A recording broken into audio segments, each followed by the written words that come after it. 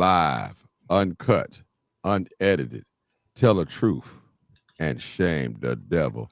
I love being black. All right, people. All right, y'all know I love being black. I love being black. All right, people. We got the tax dollar here. Dr. Dollar. I'm talking about dollar. Well, he gonna save you a dollar. Hey, but guess what? He's gonna save you some dollars. Trust me. Listen, I call him the Michael Jordan, the tax man of Michael Jordan. You know, it's like when you think about taxes, you think about tax doctor. When you think about basketball, you think about Michael Jordan. When you think about golf, you think about Tiger Woods. When you think about tennis, you think about Venus and Serenas. Am I right? You're right. So that's when people call me and ask me, say, well, Martin, what about these taxes and stuff? You know, I said, well, I don't have the answer because I don't. I mean, that's not my area of expertise, but I know what I can point you in the direction of, and that is the tax doctor. So we're going to wait a few months. Let me open up my phone lines too, because he said he's willing to take some questions. So that's what we want. You know, let's take the questions. Okay, let me call in. I got to get my. We was late and we was trying to get the email right. My slow self couldn't get the email right to send you the link. So let me try to get this going on this phone here. 07. All right, hold on. Let me see if I can get it going.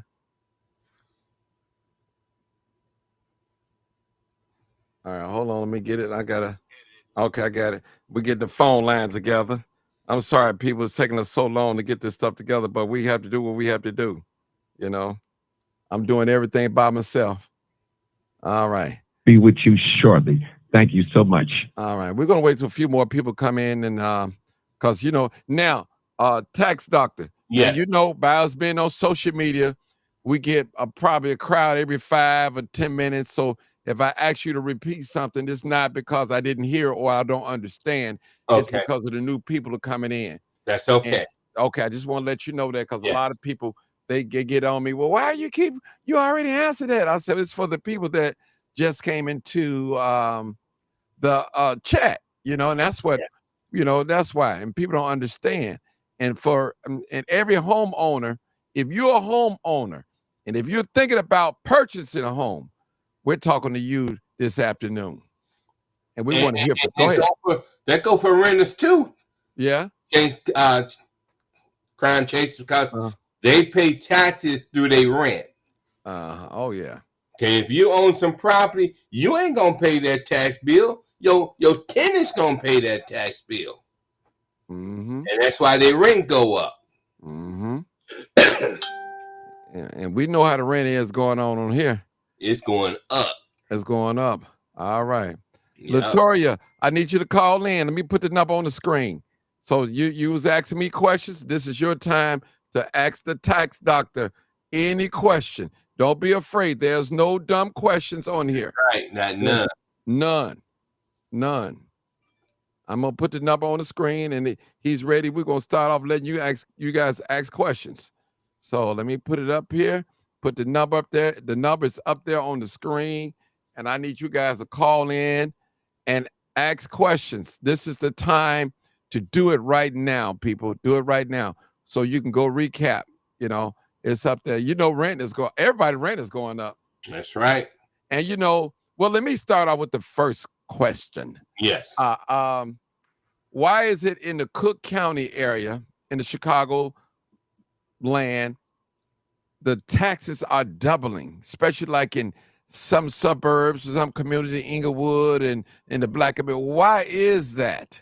And I'm not trying to get political, but I in your own words, what's going on? Well, what happened was that the people who own the big buildings downtown, if they don't have tenants in their buildings, then the value of their property goes down.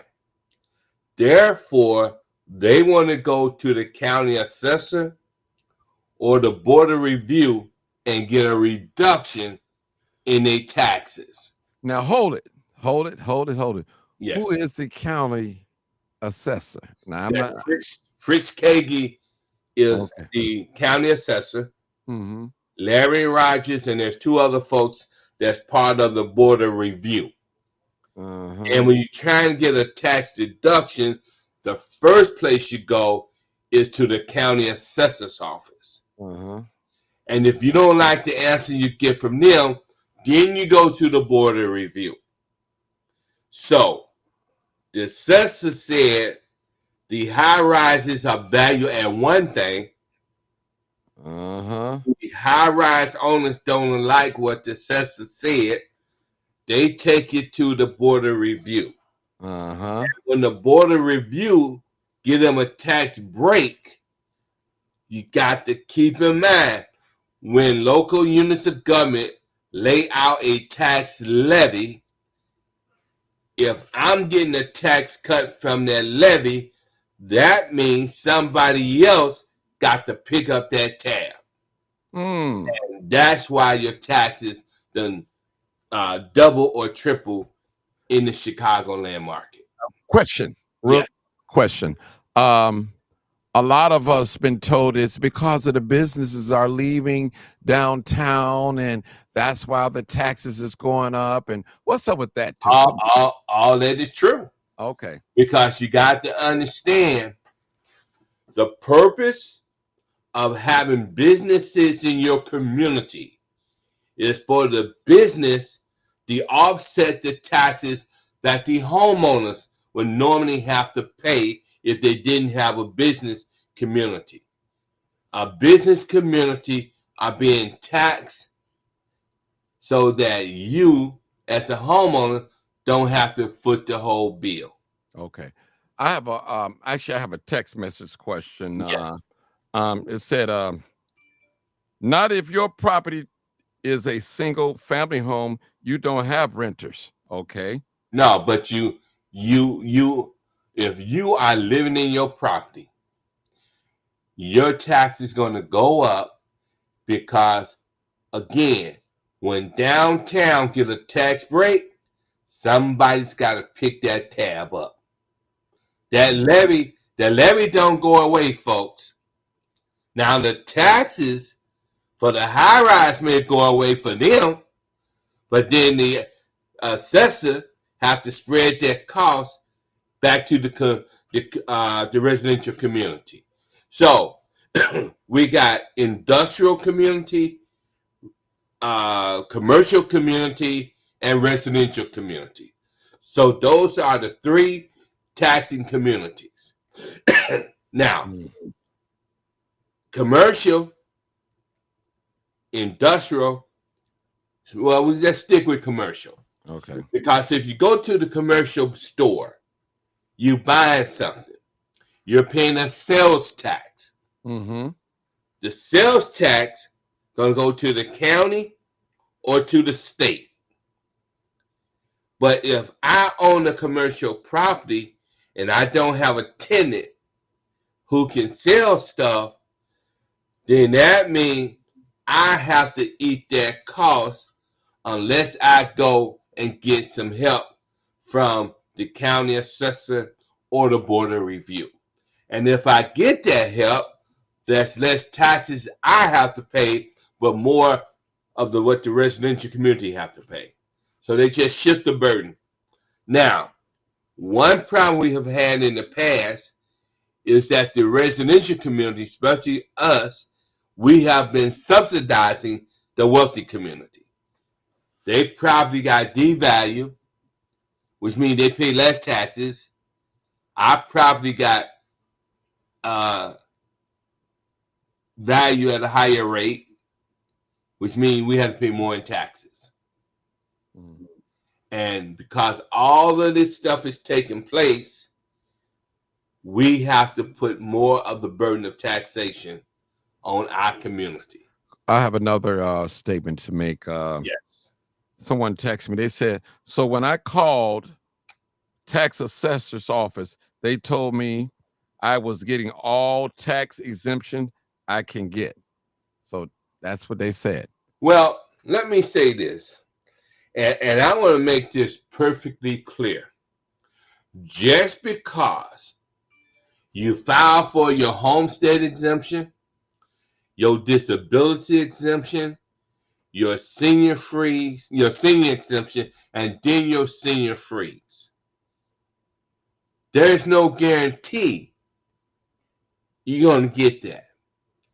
And if you do get it, it may be so small that it has no effect on your bottom line.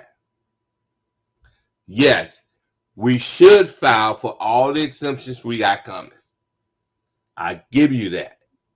But keep in mind, because you file, don't mean you're going to get any tax deduction.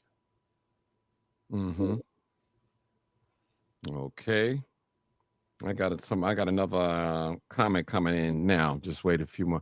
People, the lines are open. 872-299-0808. 872-297-6389. Here is your time to ask any question that you want to ask a tax doctor. This is what he do. He live and breathe this. So he have the information. He have the necessary information. I don't have it. I'm only pointing you in the direction that someone who can answer your question, don't have to lie to you, is nothing venture, nothing gain. He's nothing but going to tell you the truth. And I'm quite sure that he's not going to mislead us on anything at all. The one thing that I want the listeners to listen to, our state have more units of government than any other state in the United States of America. We have 1,400 townships, 1,300 municipalities, 856 school districts. When you compare our school districts to Florida, who now have 2,700,000 students, versus our 1.8 million students. They only have 70 school districts, folks. Let me say that again. They only have 70 school districts. They got 1 million more students than we have, and we got 856 school districts. That's where the bulk of your taxes go, to these school districts. Mm-hmm. And in order to fix that, we need what you call property tax reform, units of government reform, and the problem we have is our legislators don't want to do nothing about it. We got a caller. We got a caller. Let's see what they have to say. We got a caller. Hey, caller, area code 404. What's your comments, your thoughts, or your question? Hi, my name is Toria. So I had the question about the tax exemption. So once I called, they told me that I got all the exemptions that I can get. What's the next step? Because my tax is still going up. Well, the next step is once you file with the assessor's office and you file your homeowner's exemption, and if that's all you're getting is your homeowner's exemption, you're talking about less than $500 or less than that probably. Mm-hmm. And once you get that, then you have to turn around and file an appeal with the Board of Review. If you don't like the answer you get from the assessor's office, then you go to the Board of Review. And if you and keep in mind, there is no guarantee you're gonna get a tax cut. You might get your home exemption, but that's not enough money. And because of the fact that downtown Chicago is having a cold, the rest of us get pneumonia. Mm-hmm. Okay? And you got to keep in mind that it's time to overhaul the property tax system in the state of Illinois. So I say to you, my queen, You got to get yourself organized, and you got to work with groups like ours, Citizen Advisory Coalition to Save Illinois. We got to get the schools off the property tax system. We make that happen. You're talking about a 61.5% property tax cut right off the bat. And your legislator, you need to know who is your state rep, who is your state senator. And you guys got to join our movement to get Springfield to overhaul this system. It can be done. It will be done. It must be done. Okay. So when will you have another meeting, or when would you start your meetings so that we can start this process? Well, why don't you do this? My email address is daddysclub2000 excuse me, at yahoo.com. My phone number 773-988-0934. Reach out to me and leave me your email address, and then I can email you the materials that we have already put out there in the ethos, because we had 2 bills drawn up. One deals with consolidation of school districts, and one deals with getting the schools off the property tax system. That is the only way we're going to make Illinois affordable. Folks, it is in the greater good that we make Illinois affordable, and that start with property tax reform and units of government reform. That's the only way we're going to save this thing. Could you repeat your telephone number? I'm putting it on the screen. Could you repeat your telephone number? 773-988-0934. Okay. All right. And as the crime chasers say, I eat, I sleep, I regurgitate this issue, because it is destroying our wealth, not only in Illinois, but around the country. And we got to put an end to this madness. And folks, we got folks in Springfield who look like us, but they don't act like us. All right, preach, sir. Tell the truth. Like us. Tell the truth. But they don't act like us, folks. You said that about them black dudes. You said, you got 2 black guys, they need, motherfucker, they don't need to stay right there. All right. All right. All right. Well, okay. Thank you. Thank you. Thank you for calling, my sister. Yeah. All right. Thank you, Martin. All right. Now, I want to say something real quick, tax doctor. Yes. Mr. Mark Wallace, this is having nothing to do with you. He put up of, what is that attorney name? There, Larry Rogers. He blamed Larry Rogers. Now he blamed one of Larry Rogers for downtown not getting the proper assessments that they should be having, that they should have. And that's why we that are in these residential areas are hit so hard. Yes. Yeah. Well, people have to understand. Here's the assessor right here. He put one figure on the property downtown. So the owner who don't like that figure, his next step is the border review. And if he gets help over here, there's nothing that the assessor could do about it. And once that figure is laid out from the border review, and the downtown get that tax cut, then they shift that burden over to the residential community. That's how it works, folks. And then you got to put yourself in a position too.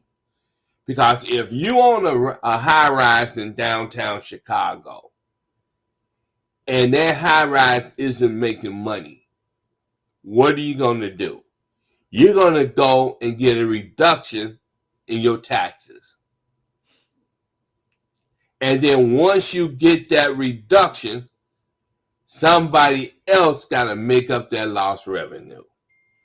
And that's why the residential community is getting a slam dunk. It's not fair, but that's how the system works. Should the system be overhauled? Damn right, it needs to be overhauled.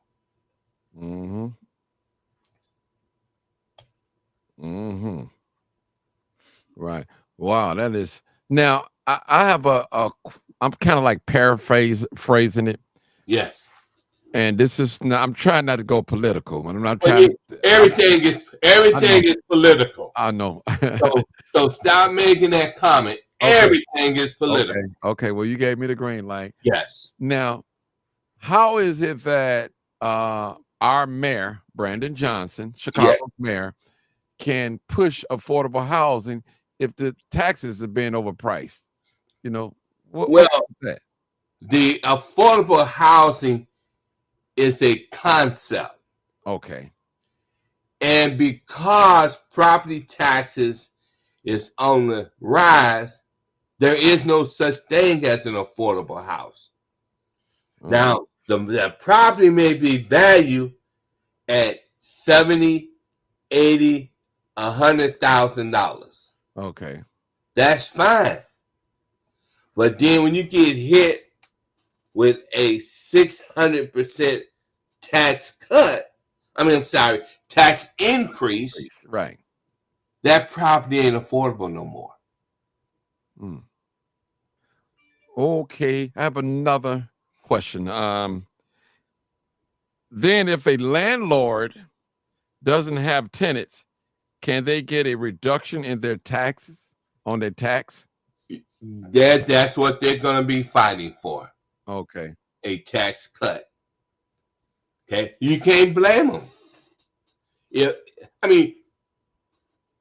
Brothers and sisters, put yourself in their shoes.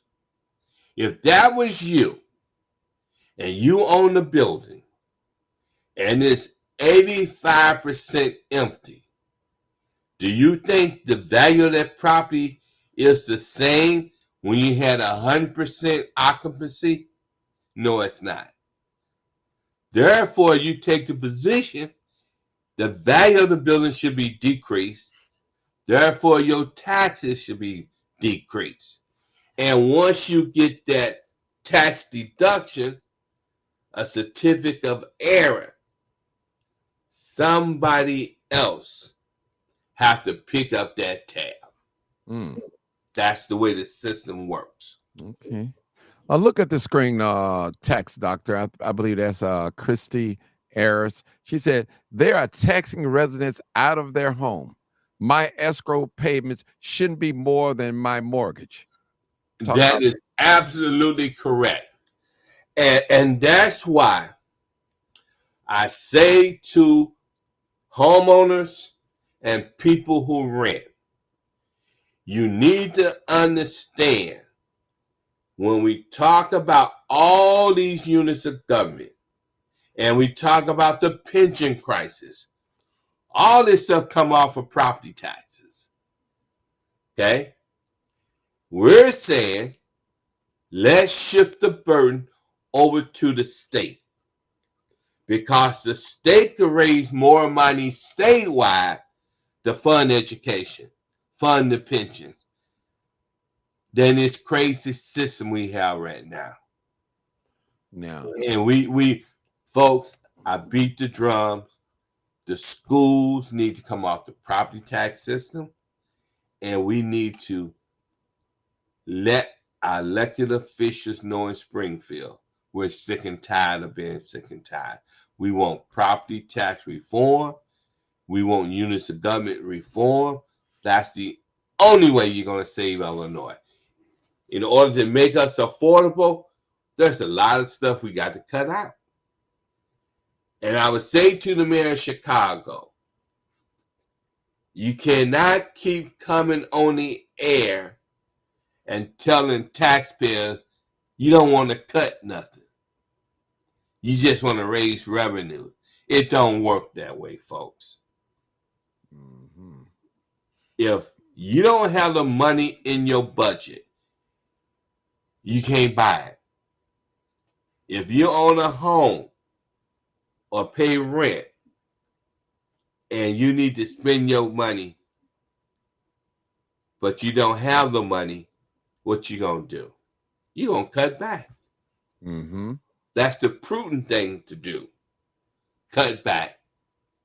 But when you don't cut back, you create a hardship on yourself. Mm-hmm. And we don't want to see that. We want to see everybody flourish. Right. But under this system, because of all the corruption, and believe me, it's a lot of corruption out there. And then we have to ask ourselves, how much is enough? Mm-hmm. And if you can't get an answer to that question from your state reps, from your county commissioners, from your local government, that's a problem. I have another question. Yes. Let me say this. Actually, I got 3 in 1, but I'm gonna just try to word it the best way I know how. Okay. Now, with the taxes, how does that affect the 501c? Now, they don't pay taxes, so what? No, they don't. Okay. No, now, they don't mess with them at all. Okay. Now, what about a property that's owned by a 501c organization or something? Well, if that property is not exempt, they got to pay taxes on that property. The property must be exempt in order for them to get the tax cut or tax break that they need. My next question is, now, you know, and I know that a lot of that property tax money was spent on immigrants. Well, I hear what you're saying. Okay, well, correct me now if I need to be correct. Go ahead. No, you're saying it right. Money was spent on the immigrants. I say to everybody, what would you have Mayor Johnson to do when we all saw all these brown and some black people from other countries in the streets, in the police station, and they had their children with them? It's a harsh reality. Brandon had to do what he had no other choice to do but try to give those folks some form of leniency. We have to begin to understand that we call ourselves Christians. Mm-hmm. Am I not my brother's keeper? The good book tells us we are to feed the hungry, clothe the naked. When we stop doing that and you call yourself a child of God, you mistreat them, you break up their families. Okay. That ain't Christian-like, check. Well, let me say this. So what about the same things that we had before the illegal immigrants came? We had the same thing that you named. We had families being broken up. We had people sleeping on Skid Row. Yes. And we did not address that properly. No, we did not. So how does that sound that we take people from a foreign country that's here illegally or whatever, how they came over here, and we do a humanitarian act for them, but the ones that live here, we just we turn our nose up at them. Oh, they crazy. They on drugs. They deserve to be homeless. And they got mental health issues. Right, they got mental. I'm just being honest, tax doctor, and I'm not trying to put you in a tight situation. And you're not. But my grandma taught me a long time ago. Charity begins at home. Yes, it does. The good book teaches us that. Yes. The good book. Charity begins at home. But on the flip side of that crisis, we're adults. Mm-hmm. What are you supposed to say to a mother that got babies? Mm-hmm. Fled her country to come to America for a better way of living. Well, on top of that, folks, I'm gonna answer that. Go ahead. We have to understand that the policy of America in Central America have created some of the unstableness of those countries. Now, I agree with that. And so I got 3 babies. Mm-hmm. I have no job. My country is chaotic. What am I supposed to do about my babies? And I know we have homelessness here. Mm-hmm. I know we have unemployment in our community here. But Brandon Johnson was dealt a bad hand. He did the best he could do under those circumstances beyond putting them folks back on the bus. Now shifting them back to Texas. Now, hold it right there. Hold it right, tax doctor. Now, what you just said, I want to kind of come back that a little bit. Yes. Now, our people, our American citizens. Yes. Black, white, Hispanic. Yes. Some other American citizens. Yes. That have to pay these property tax. Yes. It's not fair for them to be property tax increase 100%, 500%, and they lose their home. So when you lose your home, what does that do? It splits families up. Yes, it does. So and not only that, America, what are you going to do? Yes. Now we got crisis right here in the county of Cook. Yes. And if some of these fixed income people, they would not be able to afford this tax increase. And what is going to happen is going to break up homes. Well, I'm here to tell our people. All right, preach now. Let me hear you. That in 1951, a tax investor helped write a law that would make you lose your property. And I'm here to say to our legislators, you guys should have gotten on top of that law and modified it. They didn't do that. All they did was go down there, get their check every 2 weeks, and leave that issue alone. Now, the Supreme Court already ruled that it's unconstitutional for government to take your property and take more than what you owe. And that's why you see so many folks. Matter of fact, in Cook County, we had over 1,000 people to lose their property over taxation. Now, hold it right there. Yes. Now, over 1,000 people in Cook County lost their property. Now, isn't that splitting families up? Yes, now, it is. If we can find money for our foreign people, our immigrants, illegal immigrants, whatever you want to call them, if we can find money somehow, why can't we find a way for American citizens to keep their homes? And that's the problem. That's the problem that I'm having with all this. There's got to be a balance now. Oh, I agree with you. You said grandma taught you charity begins at home. Begins at home. So wouldn't it be hypocritical for you and I that got got babies, well, not babies, adults, well, when they were babies, to move in or take care of somebody else's children and don't take care of the ones that we brought here, help bring here. Well, that would be very hypocritical of us. And it is. And that's why we got to hold our legislators' feet to the fire. I agree. Because you guys sit down in Springfield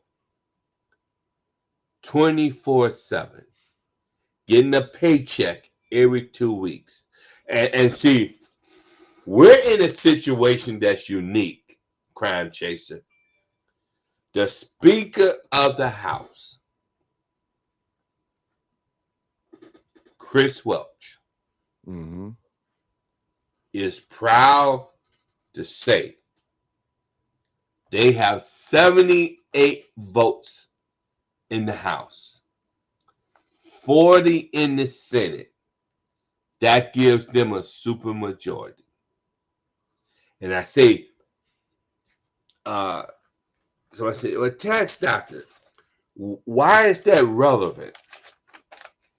Well, let's look at the numbers. When you talk about, you got 59 senators. You got 2 reps per district. 2 times 9 is 18, you carry the 1. 2 times 5 is 10 plus 1. That gives you 118 legislators. You got 78 demos. That's a supermajority. In the Senate, you got 59 and you got 40 demos. That's a supermajority. Why is this relevant, Crime Chaser? It's relevant because we have enough votes in Springfield to do anything we want. So if your state rep and your state senator tell you it ain't nothing they can do, and they're a Democrat, and you sitting on 78 votes in the House, that's like Superman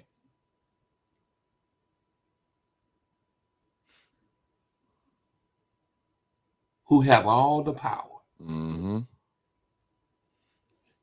Folks, your state rep, your state senator that's in a supermajority enclave, they're Superman. That's your Superman. Brother Tex Dollar. A doctor, I'm sorry, I call you Dollar. I'm always saying Dollar. Listen, no disrespect. Let me say this, people. Now, he's not going to say it, but I'm going to say it. Democrats are the majority in Springfield. That's right. Now, let's be, now, this is a Democratic state and county. Yes. County of Cook. Yes. So what's the problem? Do we got the right politicians in, or is the wrong party ruling for? What's going on? Well, now, I'm gonna say it. Okay. Crime Chaser. The problem is, as my grandma said, skin folk ain't always kinfolk. Let me say that again. Kinfolk ain't always skinfolks. Now, as George Blakemore always say, they said black faces in high places. Now, we have a lot of black folks that look like us. And you talk about kinfolks. Yes. They are not making policy that's going to benefit best interest. Yes. And I'm going to be honest. And we're talking about, hold on. We're talking about Democrats. We ain't talking about the Republicans. We ain't worried about the Republicans. We're not even worried about that. We're worried about the Democrats who got the power, who won't use the power for our benefit. That's all I'm saying. Tell the truth. And what? Shame. And so what we got to do, right, is say to them, if you can't fix what's wrong in our state, you got to go. That's it. Bottom line. Now,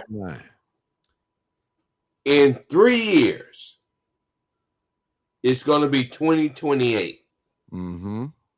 It is time for a constitutional convention known as a con. Our position is this to our legislators. We give you 3 years. 3 years to fix what's wrong. We got the answer. But if you're not willing to fix what's wrong, then folks, we must support a con where we have a constitutional convention where we fix what's wrong. They don't want that. Now, if you don't want us to have a con, then you fix what's wrong then. And if you don't want to fix what's wrong, don't run again. Let us run people who want to bring about the systematical changes that we need. I'm like y'all. First of all, let me make it perfectly clear. I don't pay taxes. Okay? I don't pay taxes. But I'm out here fighting for you. Because if you go down the tubes, I'm going with you. If Illinois sink, I'm going with you. That's why I eat, I sleep this crisis. Because grandma and grandpa should not be losing their property over taxes, and young people should be able to afford a house without being burdened with high taxes. Agreed. Okay? We have another question. Go ahead. Can you explain the tax calculations between Park Forest, Illinois, and Oak Brook, Illinois? Well, the calculation is this. In Oak Brook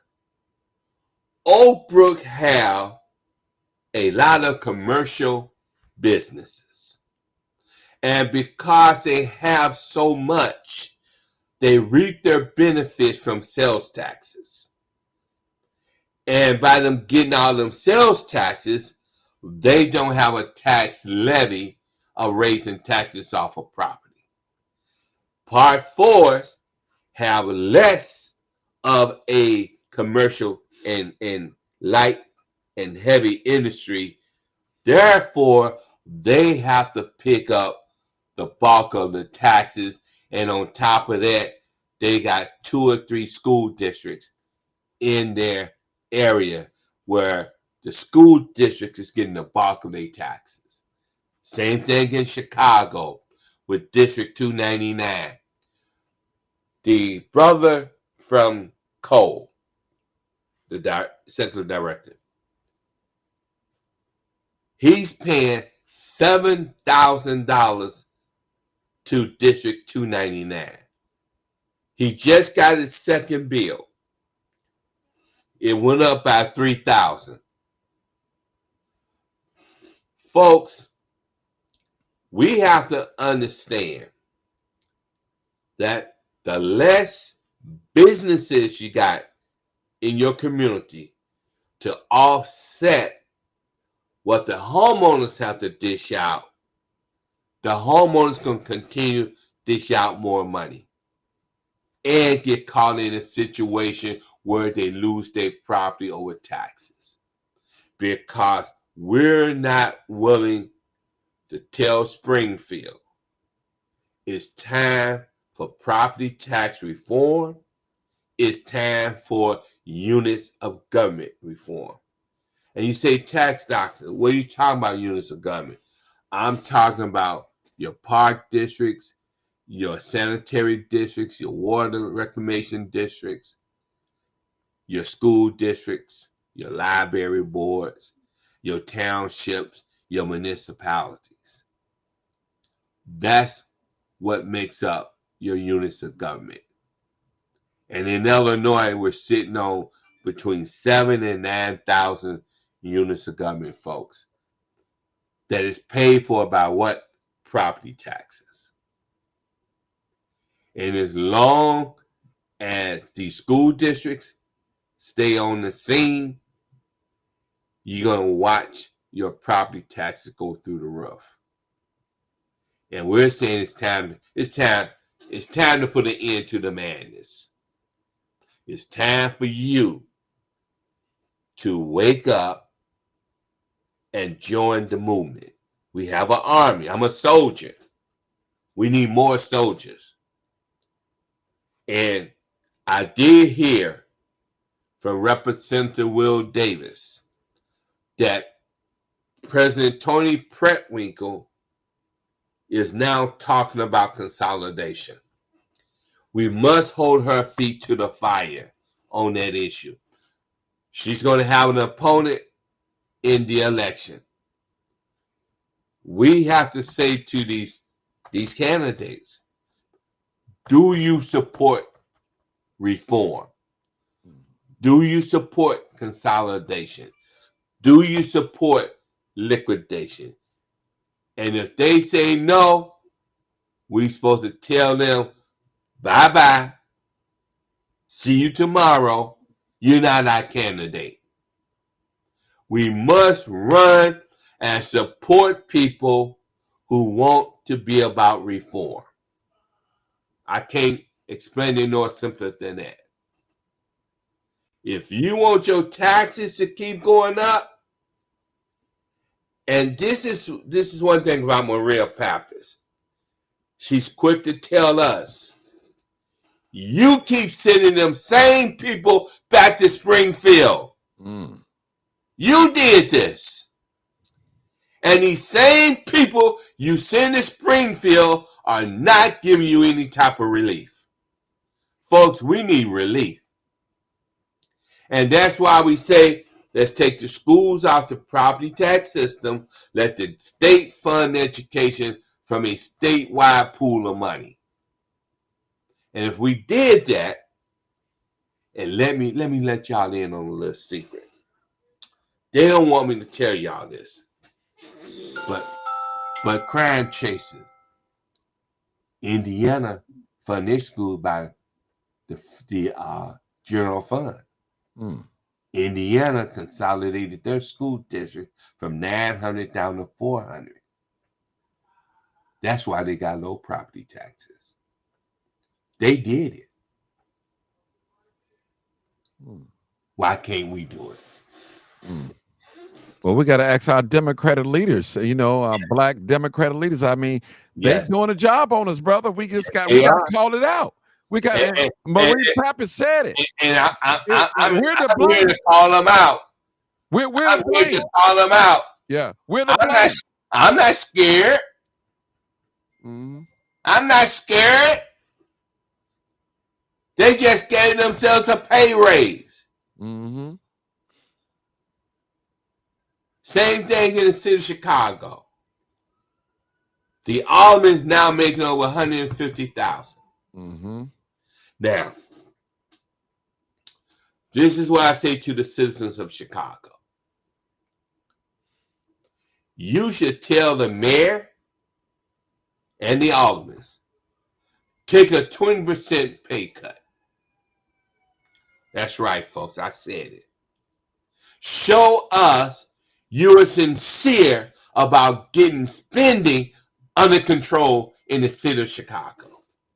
Because if you got a budget and you don't have the capital coming in, you got to cut something. Don't come back to me and tell me, I can't cut nothing. I don't want to cut nothing. I want to raise revenue. Folks, if you ran your house like the city of Chicago, you would be dead in the water. Matter of fact, in the state, you might have to file BK, bankruptcy. That's how bad this situation is. Mm-hmm. We got a pension crisis, Crown Chick. We don't even talk about the pension crisis. Well, let me go back to what Grandma said. Now we got to let me go back now. Now we got to rethink this now. To all our immigrants, illegal immigrants or undocumented or unauthorized document. Yes. We spent a lot of money on them. Yes, we did. We spent what if we didn't get involved? And I know we're a sanctuary city, but we're under the water right now. Can we afford another mass immigration, illegal immigration in this county, in this city? Can we really afford that? No, we can't. What would it do but we're a sanctuary city, we're a welcome city. Now, but you can't afford to be one. Say it, brother. And that's what I'm talking about. Be one. That's what I'm talking about. And so first of all, I want to make it crystal clear. I'm not trying to flip Chicago red. Okay. I ain't about that. Okay. Because that ain't our solution. Because when you think about the Republicans, first of all, they want to kill public education. They want to prioritize education so that their friends can make money off of education. But on the flip side, the unions have garnered too much power and control over District 299 and other school districts. To such a point, it ain't about making the environment where Johnny can learn how to read and Sally can learn how to write. It's about their benefits. And the union is doing their job. CPS got a 14% pay raise? And Johnny can't read and Sally can't write? These are our babies. If the president of the union decided that she did not want to put her child in a CPS school because the people she represents, she don't have enough faith in to educate her children. That's deep. But she wants your child to go to that school. Okay? And I am not a fan of charter school vouchers because that drains the money from the public school system. Now, you hear a lot of Republicans give us the scenario that we need vouchers and charter schools for Black community. But then when you look up north to New Trier, you don't hear none of them white folks talking about charter schools and vouchers for their community. Now, why? Because they have enough money to properly educate their babies. Well, I want to say something real quick. Even you mentioned Indiana, how they got their property taxes down, even though we know that's a red state. That's a red state. And why can't you think we can implement that particular what they've done in their red state? So we know we're blue here. We're blue. We understand that. But we also got to understand that there are some decent policies in red states. There's some decent policies in blue states. And I have been taught that we're supposed to garner what they call best practice. So if a red state can fund their schools by the general fund and keep their property taxes low, then I have to look at our legislators. And I spent 5 days in Springfield, people. And when I brought up Indiana to this one Black senator down there, don't tell me nothing about Indiana. What? You supposed to have an open mind. Mm-hmm. And when you tell me don't tell you nothing about Indiana, and Indiana is doing something right, it's time for you to go. Folks, I hate to say this, but our legislators act like and have proven to us that they don't care about our community like they should. Mm-hmm. Tell the truth and shame the devil. Tell the truth before and shame the devil. Before they vote on anything, they're supposed to come back to the community and lay out what's about to take place. Because we should be able to tell our legislators, we don't support that. So you go back to Springfield and you get on that floor and you tell them your constituents don't support that move. That's how the system's supposed to work. We send you down to Springfield to fight on behalf of us, and when a bill hit the floor and it's not a good bill, you're supposed to come back to the community and educate us on this stuff. We are in a situation where they vote on stuff, they get this stuff passed, they have an effect on us, but yet they don't come back and tell us this done passed, because a lot of them have bought into the system. All they supposed to do is vote the way leadership wants them to vote. And that ain't healthy for us. You're right, folks. Talk about that super majority. The demos, they got all the votes they need. Okay. But they have a lot of division in the ranks of the Democratic Party. Yes. And I want to say something. We have a caller, and I'm going to take this caller, but I want to say something personally. One of the texts that I've received, and it says that let me read it. I want to make sure I read it correctly. 900. Okay. Hold on, 900. Has joined. Tell Mayor Brandon to give up that $5 million pension he got waiting for him with CPS. Yeah, you're right. Yeah. Because if he's a one-term mayor, which I believe he will be, I believe that. Go ahead. He's going to walk away with $5 million. I want to see Brandon get reelected, folks. I do. But we got to get him to alter his mindset, because Brandon is pro-black. Now he is. Say that again. Now Brandon he is pro-black. Hey, tax doctor, listen, now he is, after all the money is spent up, but he wasn't talking. But listen, tax doctor, let's be honest with you. Let's be real honest. Yes, now. He was. But Brandon got put in a okay. I give you that. He inherited a bad situation. Right. Okay, I give you that. But you know what you take up on this position. I campaigned for Brandon Johnson on this podcast, the one that you're speaking on right now. You're right, you did. 30 days straight. I convinced my followers, let's put this black man in, marry black man. And, you know, I mean, I did everything in it, and I believe in my heart that we did the right thing. I voted for him. You did do the right thing. Yeah. And look at his administration.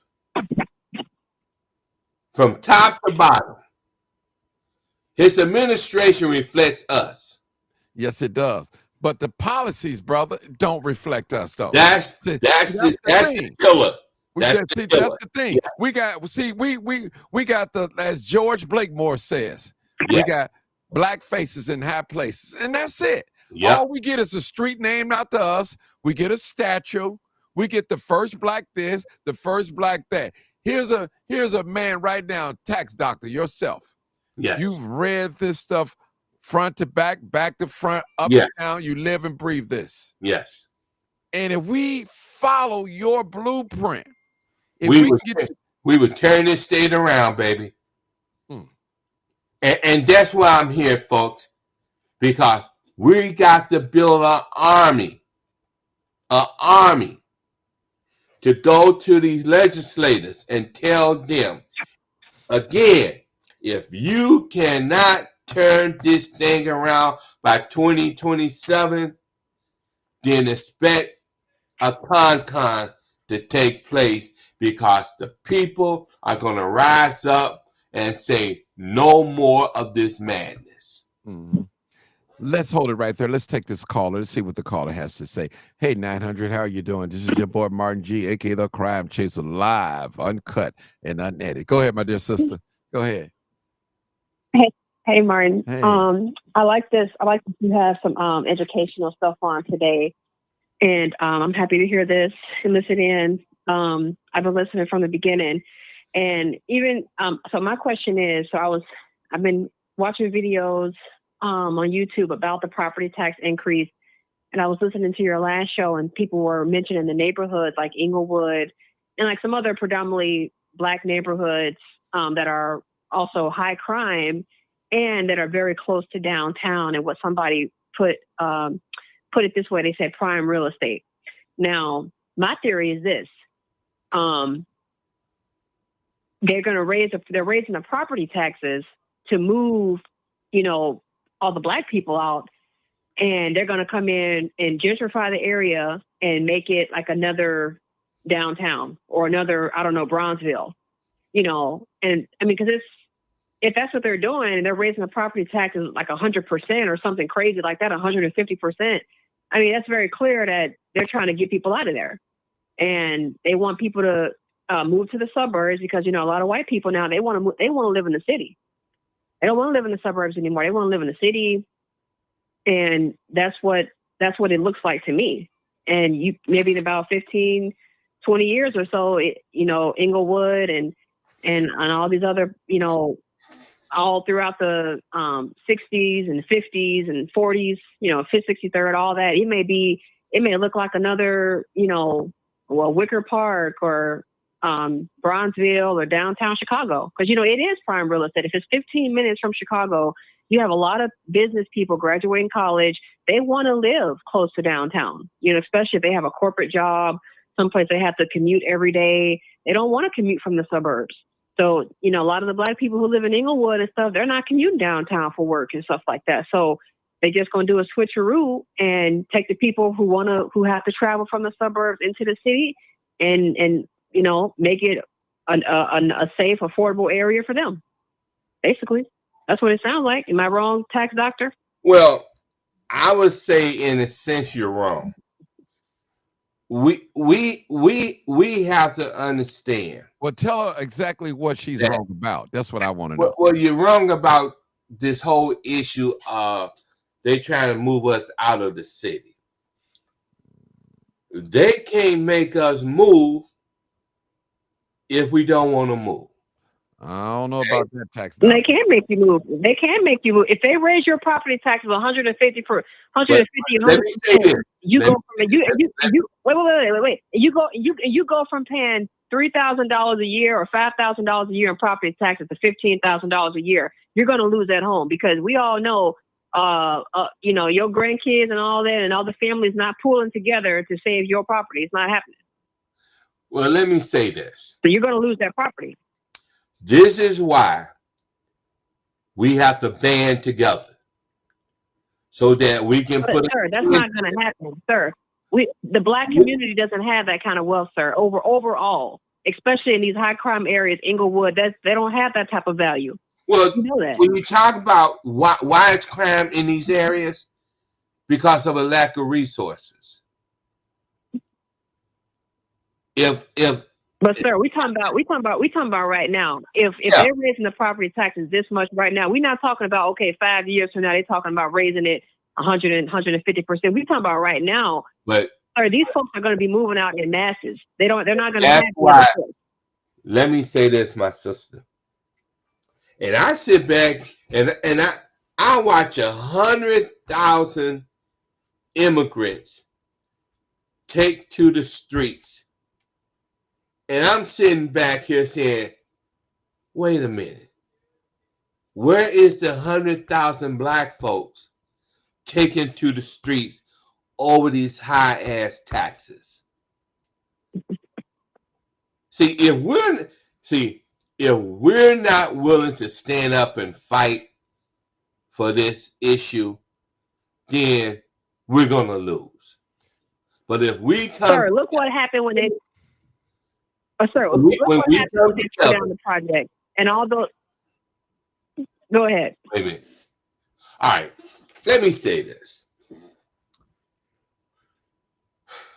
The Democrats have ran Illinois, Chicago, Cook County for well over 50-some years. And I'm old enough to have lived through when the Republicans ran our state for 30-some years. They didn't fix none of these issues. We did a flip-flop. We gave the Democrats 30 years to fix it. They didn't do nothing. We gave the Republicans 30 years. They didn't do nothing. Then we went back to the Democrats. Now, we have to be vigilant enough to say to both parties, we had enough of this crap. And I see somebody will say, let's flip Illinois, Cook County red. That is not the solution. The solution is to put folks in who's going to work on our behalf. And unfortunately, we know it ain't Republicans, because on the national level, the Republicans done damn near destroyed the country. So we got to be very objective in this situation. And we do have crisis. If we did away with property taxes, okay, because you got 42 communities that don't even pay property taxes in our state because they derive a lot of their income from sales taxes. But are we willing to stand up and say, let's cut the 8,000 to 9,000 units of government down to no more than 2,500? Let's take the 856 school districts and cut it down to no more than 50. Folks. Okay, but sir. Yes. Sir, let's just cut to the chase. We know, like I said before, in these high crime, high impoverished areas where a good majority of the kids who go to these public schools, they're getting free lunch. Yes. They're getting the families are on welfare, EBT, Medicaid, food stamps, all that stuff. Where is the economic power, sir? If you don't have the economic power to put yourself in a stable position where you're not dependent on the government, you're not going to have the communal power to come together with other people who are also in survival mode to band together to say, okay, we got to stop this. That how you do one thing is how you do another. If you're not even stable on your own 2 feet where you provided for your own family, that kind of mindset is not even there. You in survival mode. Well, you're not even in that. You're basically, no, let me finish. You're going to take whatever is given to you, because a lot of those people probably on Section 8 as well. And if you're on Section 8, you don't have a say so. Wherever your voucher, wherever they accept your voucher is where you're going to go, whether it's in Illinois somewhere in the suburbs or a different state altogether. So you talking about people need to band together and say this and say that, but that's not going to happen, because even when they tore down the project and gave those people vouchers to go in the suburbs, because white people wanted to come back to the city, they didn't band together and take to the streets. No, they took what was given to them. And you see now where Cabrini Green is, what's there now? A Target. And it's a flourishing area. There's white people over there. So that's what's going to happen to Inglewood, to all these other places where they're talking about the property, these predominantly black areas where the property value is going to more than skyrocket. That's intentional, sir. You don't raise the property taxes 150% if you ain't trying to get something done. You don't got a plan. They got a blueprint right now, and you and me probably don't know what it is, but come 10, 15 years from now, you're going to see some major changes, because this stuff not going to happen in five years. It's going to take a process to get people out. But trust and believe, if what you're saying is true, this is going to come. I hear what you're saying, my queen. And you know what? And you know what? Listen, I'm gonna be honest. something has to be done about these high crime areas. Because just like something has to be done about Cabrini Green, where it was so bad the police didn't even want to go over there, something had to be done.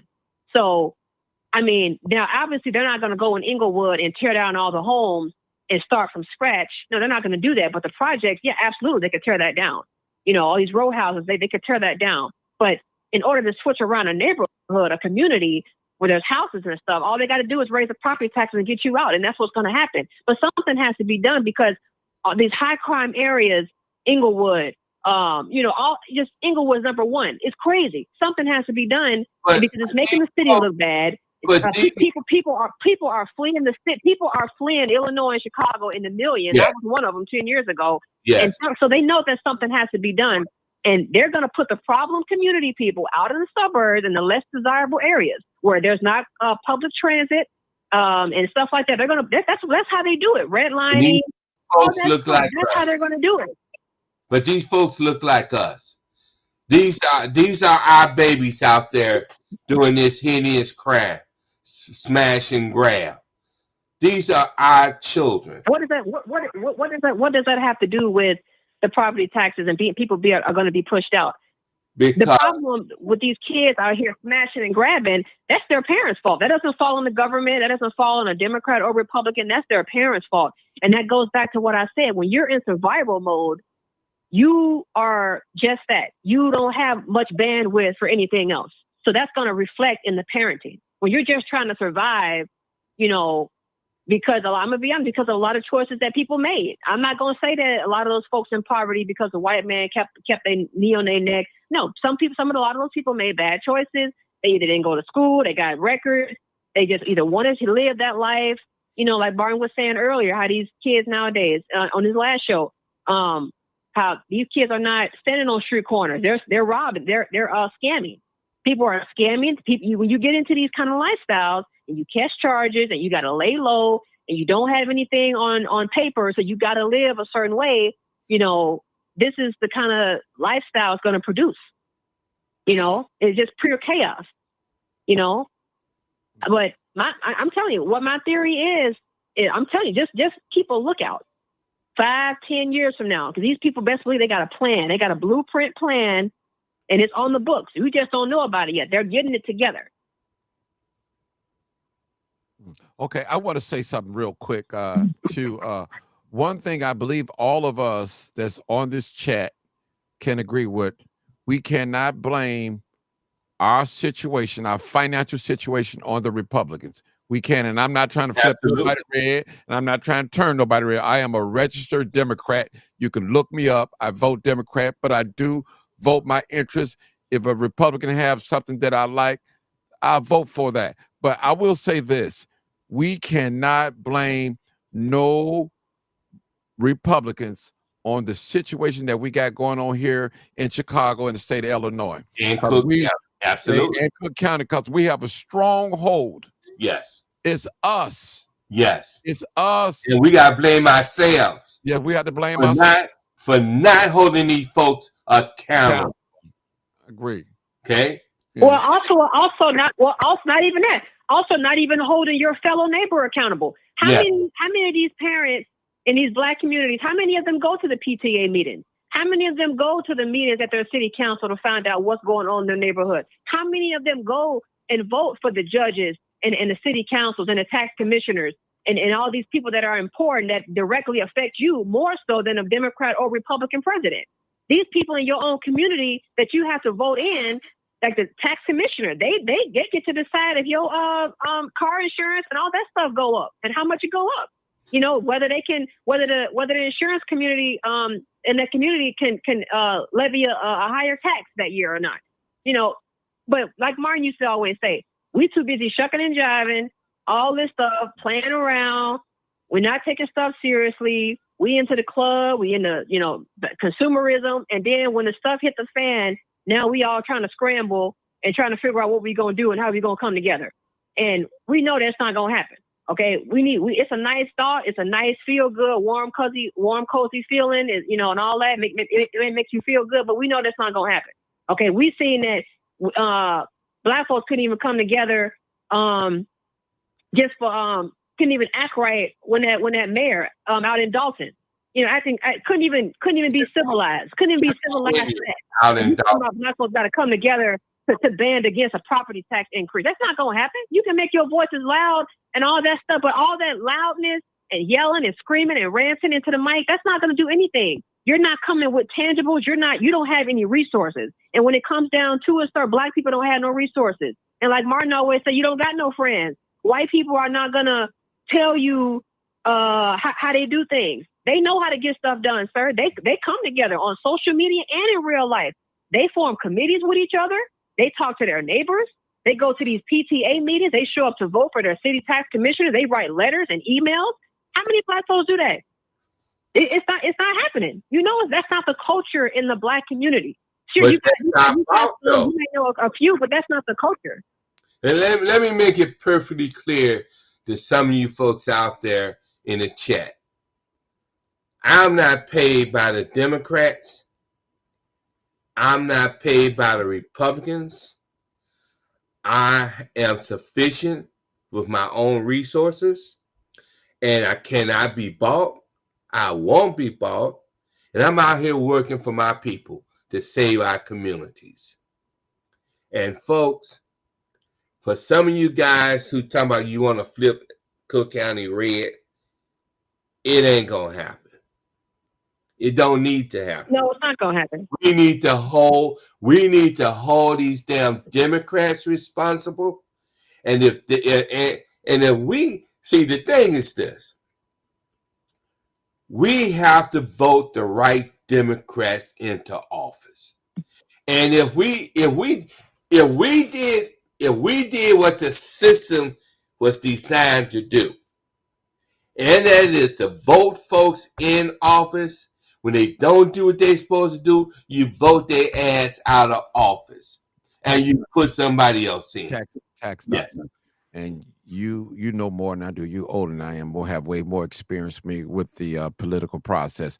But what I do know, we're dealing with a democratic machine. That's a machine. The machine has to be. The machine is damn near dead. No, but it's still got a hold. Still got a hold to it. Still got a hold. Machine is. I wouldn't say it's all the way there. Yeah, somewhat. Yeah, it may be on life support, but it is on life support. Okay. It needs to be dismantled, and yes, that is why a lot of our politicians they work for the party and not the people. That's true. Let me say it again. They work for the party, not us. Interests of the party, and not us. Not right. us. Not us. You cannot tell me you have 18 to 20 aldermen, men and women, and look at Inglewood, look at the West Side. I mean, just for years, brother, look at it. And only time something get done in our community, this is nothing against you, tax dollar, is when it's being gentrified. That's what the young lady said, gentrified. When they want to take the property. And let's be honest. Look. This tax hike is for black people. It's targeting black areas for they to lose their homes, to walk away from their home. They can't afford it. You have a person that's on a fixed income, on a pension, used to live in a certain way, and you go up 150% on their taxes. You asking people to walk away, to give up. You're straining them. No, you're telling them. You're telling them. Yes. Listen, let me say this, and I'll let you talk. This is what you call 900 financial castration. That's what it is. You're castrating the black community, and we see it. It's no secret, and they're using black faces in high places to get this agenda done. Go ahead, tax doctor.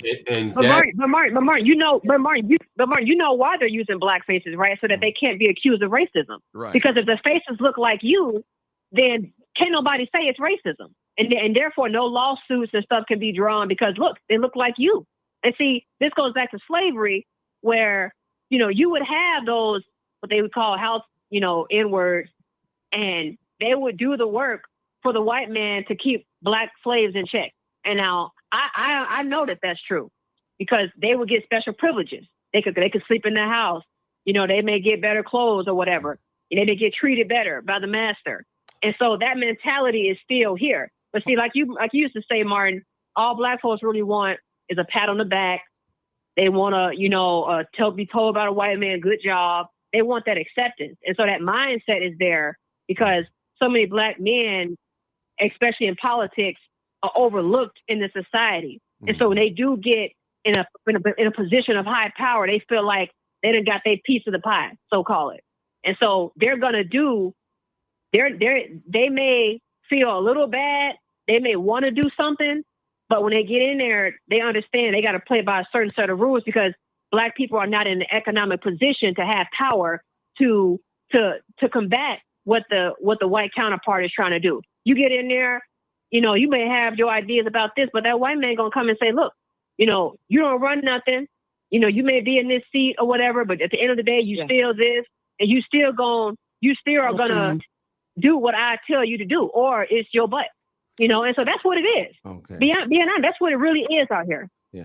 Let me say something real quick. I have another caller and I have somebody to join it live. I don't know who this is by way of coming in. Let me see who this is. Keita, who are you? And I want to ask, who are you? Keita, you're joining the live. I don't know who you are. She's from the West Side. Oh, she's from the West. Oh. Good afternoon. How are you? Good. Yes. My name is Keita, and I was invited by the tax doctor. I support the tax doctor and his movement here with the property taxes. Yes, sir. I didn't know. I did not know. Tax doctor, he did not let me know, but it's okay. As long as you're not a prank, as long as you're not a troll. No, sir. No, sir. Thank you for having me. Okay, no problem. And Mr. Travis, thank you for inviting me. Independent woman. Very independent. Okay. Now, but can you hold? Because we do have a caller, and that's the purpose of us having this live podcast so he can talk to the callers. All right, because I'm not qualified in a lot of sense to talk about taxes because I'm just totally naive about this. So we have a caller, area code 424. Come on, caller. What's your question or comment?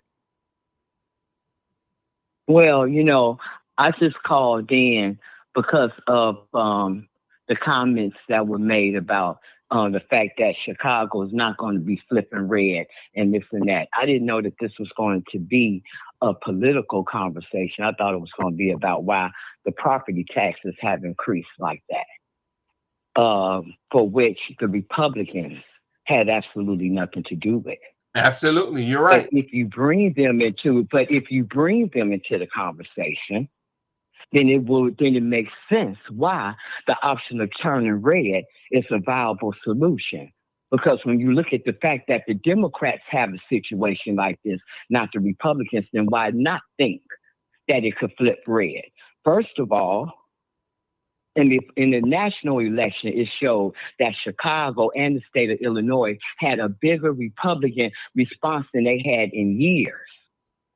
That's a fact. So there's X amount of people here that mindset is changing in a different direction, simply because we live by the reality of that the Republicans do not have our communities looking the way that they look. That's a reality that a lot of us see when we go outside our doors. The reality is we need to vote differently. And if you don't want to, that's an option too. But to discourage people from looking at another option or to say that that's an impossibility, when first of all, the statistics just showed otherwise. And then on top of that, our condition shows the need to do something differently. And to say that that's a complete impossibility is to say then that Black people have absolutely no sense at all. And I know for a fact that's not true because I'm Black and I know I got sense. I know that there are a lot of Black people out there who's looking at their tax bill, their property tax bill, and the problem is this is a part of the conversation that is often neglected in this city and in this Democratic circle, the effect of private citizens and their private property and the fact that we're the ones that's paying for this, not the rich that he wants to tax, not the poverty class or whatever that's on Section 8 and vouchers. No, it's the middle class in here that's actually paying and feeling the brunt of what's going on. And so this is a good platform by which we are able to talk about this today. And so again, I say, when you look at your envelope, property tax envelope that came in the mail that wasn't red at all, that envelope wasn't red. It was a Cook County colored envelope. And when you look inside and see that big tax bill increase, then you want to utilize another option that you may have. And that option is the Republican Party if you want to. If you don't, you don't. But it's no reason to rule it out when you're sitting here with proof in the pudding of what the Democrats have done for the last 60 years. So thank you for the input, the opportunity for input, Martin. And 900, you made a lot of good comments today. And thank you for the tax doctor. But we got to take it to the account that, yes, the stats did show something different here. And yes, the Republican Party is an option too. And that the Republican Party is not responsible for that tax increase being in your mailbox. The local government, Brandon Johnson and Cook County is. Correct. And let me make it perfectly clear. I do not blame the Republicans on a local, state level for the condition that we are in the city of Chicago and the state of Illinois. I blame us, Democrats, for voting the wrong Democrats into office.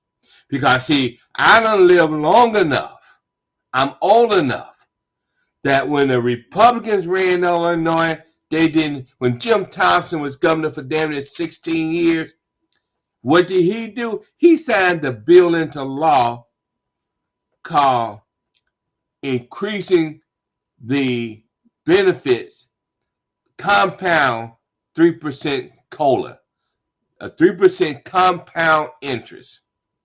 Okay? That hurt Illinois. And we're still living with that because of the fact that you need a constitutional amendment to fix the pension crisis. We put Larry Rogers back in office, and Larry Rogers and Frisch Kagi been going head. They've been going toe to toe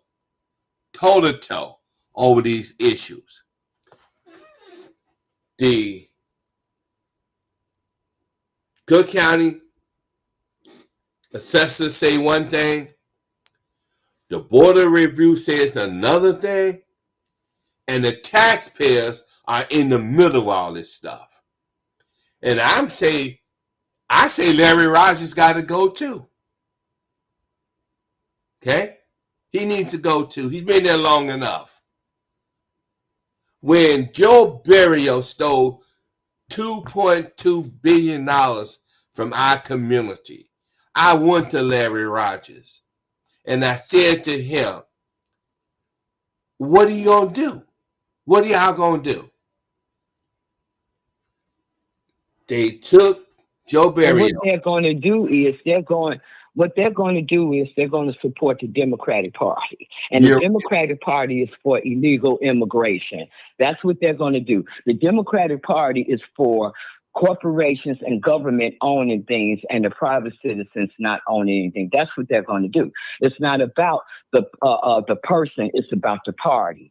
And whatever person gets in office, they're going to do what that party says to do. Now, as it pertains to when this person was in and that person is in, like you said, you old enough to know certain things, and so am I. I'm 63 years old. I'm 71. For a while. All right, so there it is. Point being, we have been in America long enough to see the good and the bad of both parties. Yeah. Neither party is in the position to rah. Now, that's what we do know. All right. Now, with that being said, fast forward to what's happening today, because today is when we got these tax bills. Today. And that's why. Ago, now 40s today. So today, all I'm saying is what I'm saying. I'm not here because see, you can't sell me on the Democratic Party or I'm not trying to sell you on the Democratic Party. Only thing I'm doing is responding to. Only thing that I'm doing is responding to you bringing in this issue of how Chicago wasn't going to flip red and alluding to that was a waste of time to even think that way. And so I just called in to give a position on that because I, for one, am a person that was instrumental in developing that concept. And I've seen progress. Now, I know that we can go further because this is a democratic machine. And I understand that. But to sit here and make like it hasn't made any difference, that's complete ludicrous. Because if it didn't make any difference, you wouldn't know to bring it up. Neither would 900. You brought it up because it's a momentum and a mindset that has taking flight. All we got to do is keep pushing because the Democrats are shooting themselves in the foot. Not only with illegal immigration, but nobody wants boys and girls bathrooms. Nobody wants to be paying for transgender operations and all this other stuff that the Democrats party is on that they push. Illegal immigration is just a tip off the iceberg. Like I think 900 may have said, a topic that we're going to say allow us to tap into because they don't want to be called racist. So but black people being affected by it, regardless of the reason why they want it, we talking about what we want. We needed to speak on it because they were in fact dumping them in our neighborhoods. So the fact that we were talking about it wasn't solely to be their mouthpiece. It also was to talk about what was actually happening to us. And that's just the way that is. They own the media. They own everything. So, yes, we had to utilize the media in order to get it done. And that's what we did. And that's what we'll continue to do about whatever else we need to talk about. But I just only came into the conversation because you brought about the issue of flipping red.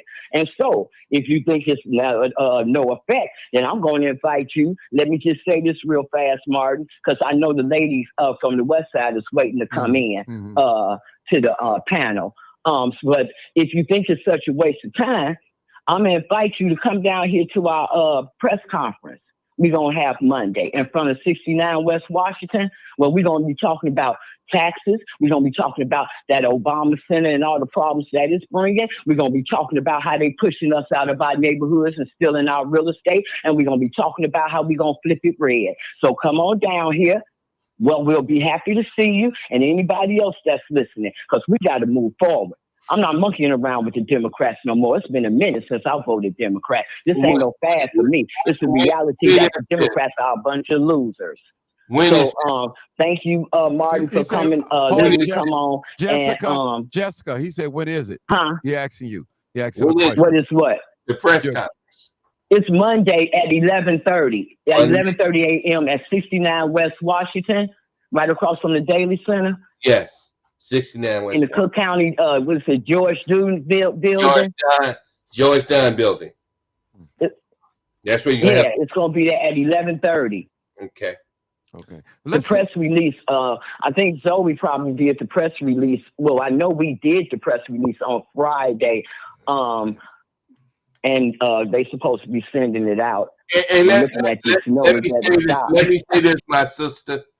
As a Democrat, I am very discouraged with the way our Democrats have treated us in this state and in the city of Chicago and Cook County. Okay. Let's hear from the West Side. West Side, Keita, come on. I want to just comment on whatever, you just get in whatever subject you want to talk about dealing with the tax. I want to hear from you. So I'm Miss Keita. I mean, I'm sorry, we just smother out. You know, I want to, yeah. Let me tell her. Tax doctor, call her, tell her to come on in. Text her or something. Tell her come on in.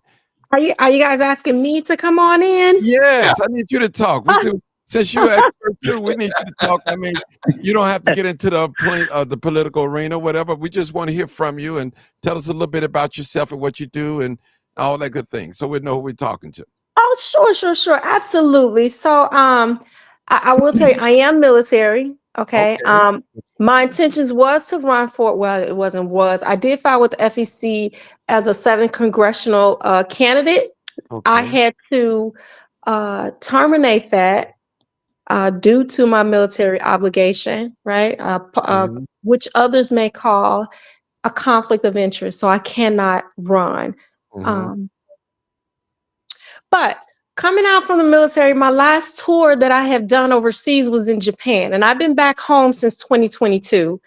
And just give you a little bit of background about myself. And I did nothing but observe a lot of on the ground things to see what had happened to my community and my neighborhood where I've grown up. Born and raised on the west side of Chicago. And one of the first things that I have seen was it had gotten worse and not any better since I've been gone. And my oldest is 28. And what I mean by worse, I mean everything from the drugs to the crime. I did not see any economic empowerment or any economic growth within my community. And the few economic empowerment that was present in the community appears to be rubbing elbows with certain leaders within the area, right? It wasn't an open,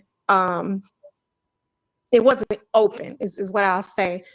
So when I look at the west side of Chicago, I see lots of homeless people, lots of junkies. They call Madison Heroin Highway. I wasn't too happy and pleased with that. But when I go over to my sister's section, which is where the Hispanics and the Mexicans are, I saw nothing but economic empowerment. I saw grocery stores, I saw clothing stores, I saw restaurants, and they were hiring their own people. The truth. And so their money was pushing and it was being dished into their economy. And I said, well, what happened to the west side and the south side? I just started reaching out more and researching more. And I've also learned that the financial status of the state is not so good either. So I said, okay, well, now let's check on other things that's going on. You know, you look around the United Center, there's different planning that's going on. There's different, you go into urban planning and development, you'll see that there's different planning going on, especially around the United Center. I said, okay, so if you go, so they got this urban development plan going on in the United Center. Then when I shift and I take a drive to the south side, they have things being scheduled that they're building on the south side. And what I'm learning is that it's not including us.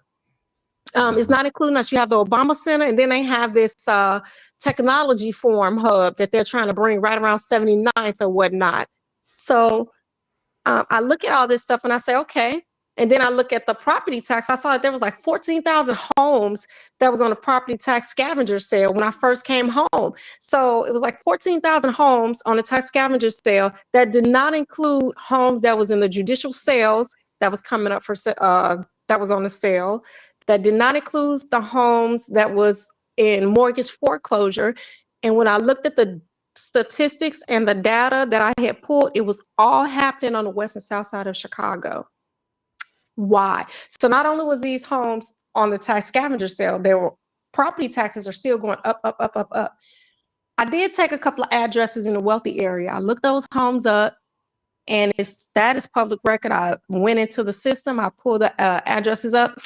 Property taxes didn't match. And I know I asked the tax doctor about it because I was like, I don't understand this. This is a little bit off, right? Property taxes supposed to be the same for everybody, that percentage? Because it was like there was like maybe like a $2 million home, which was assessed as, and they were paying no more than like $50,000 maybe in taxes. It was just a ridiculous. I said, okay. So that's a disparity right there. Then I recall seeing an article on that.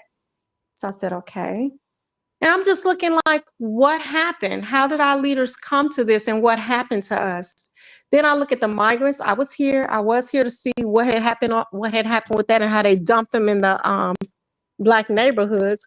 But the question with that is, why did they do it? And they also never give the Senate committee the answers as to where the funding come from. I actually sat there and I watched both of them. I watched Johnson and I watched Governor Pritzker. And when the city committee asked those questions, neither one of them could answer it. It kind of made me sick to my stomach because they owe that to us. It's our tax money. We weren't offered and given those resources because they couldn't find any for us when it's needed. I had issues with that. And shame. It's just so much, and I'm trying to be careful with what it is that I say here. And then one of my main concerns here was our kids not able to read, write, and master math at grade level. I really had an issue and a problem with that because here it is, they're building this hub, this technology hub here on the south side of Chicago, and it's like, well, who is it for? If our kids cannot read and write and master math at a grade level, who is that for? They're not going to get those jobs.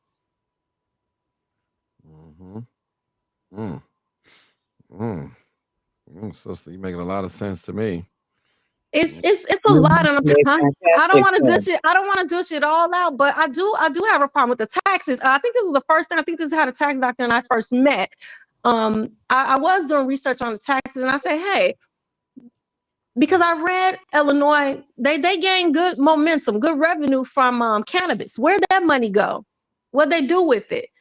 You know, the Safety Act. I'm not too sure with this cash bond and all of this. Where's that money being rerouted to? Where is it going? You know, I saw that what's his name? El Chapo's son. I think was it a good chunk of his money, like 80 billion. Don't quote me on the exact amount, but I know a huge chunk was forfeited. What did they do with that funding? Where'd that money? Where did that revenue go? Where was it rerouted to? You know, if there's a pension crisis or a pension problem, that money that was forfeited from El Chapo's son, why wouldn't that money just back into that to alleviate that and remove that from the taxpayers? Where is that money? I also read something. That's why that's why the state of Illinois have a $500 million corruption crisis on their hands, and they don't call Cook County crooked for no reason. Well, and that's another thing too. We are electing them. You know, I look at our state. A good chunk of our leaders are lawyers. A good chunk of them are lawyers. Yeah, and they're supposed to know. That's the issue too in itself. Yep. Where I don't think I've seen any leaders who are economic or finance to help put the state and bring the state as to where it needs to be. And please, Mr. Travis, I know we had talked about this before, where Governor Pritzker say, oh, the wealthy people don't mind paying their fair share of taxes. Don't tell me that when you rip the toilets out of your house to lower your assessed to pay lesser taxes on your stuff. No, don't tell me that. Don't say that. And he did that without no remorse or no shame. Okay, so don't tell me that the wealthy don't mind paying their taxes because he's one of them. If he ripped the toilets out. But see, I even raised the question. We had 200 millionaires to write a letter and say they don't mind their taxes being increased. Well, where are these 200 millionaires at?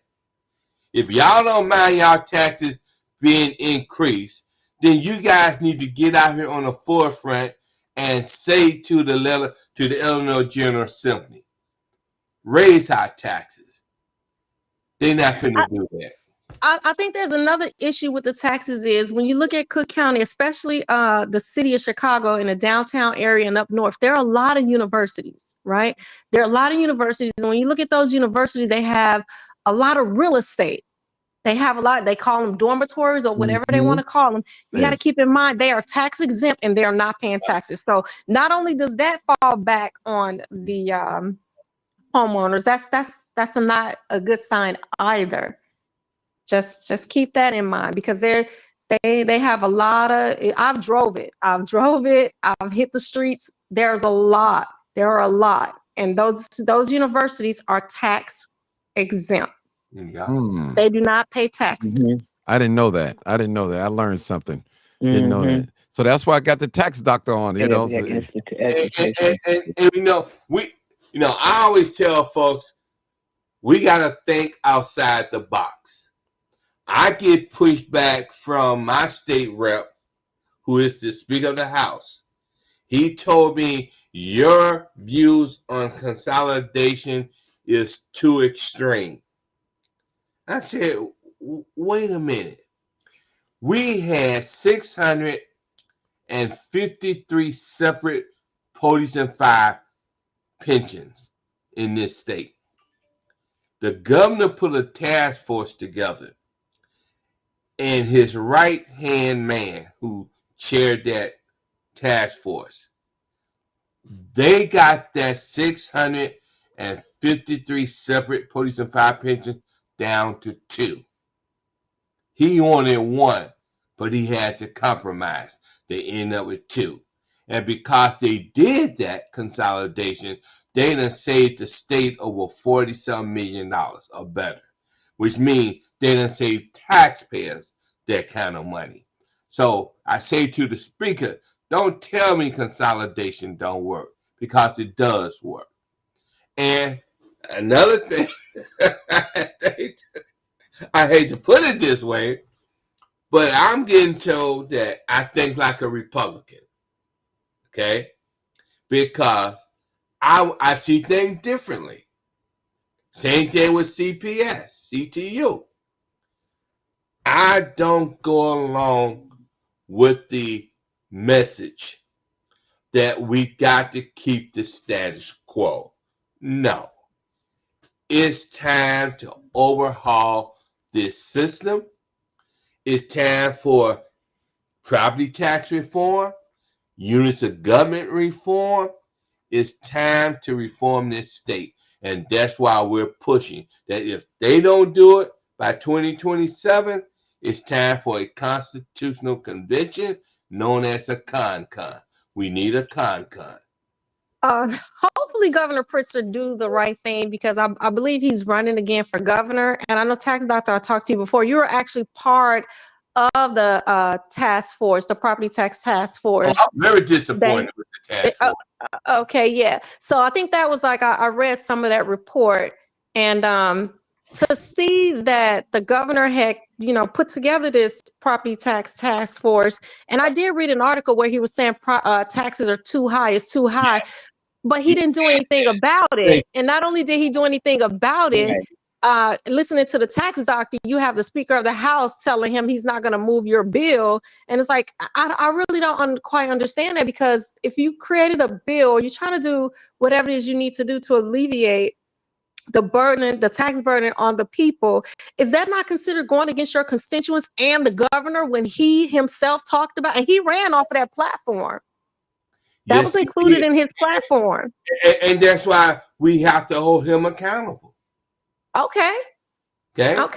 We got to tell the governor, look, Mr. Governor, we already know you follow the law by taking those toadstools out of your mansion. Okay? But we also know that you didn't have to do that. You shouldn't have done that, but you're following the law. He didn't break the law. Okay? But he showed us that he did not give a damn about the taxpayers of this state by doing that. Now, we got two reports here that she was talking about. The Democrats had a report, and the subcommittee that I served on, we had a 62-page report. Now, what's interesting about both reports is that they both tell us we need to consolidate school districts. We need to get the schools off the property tax system to make this state affordable.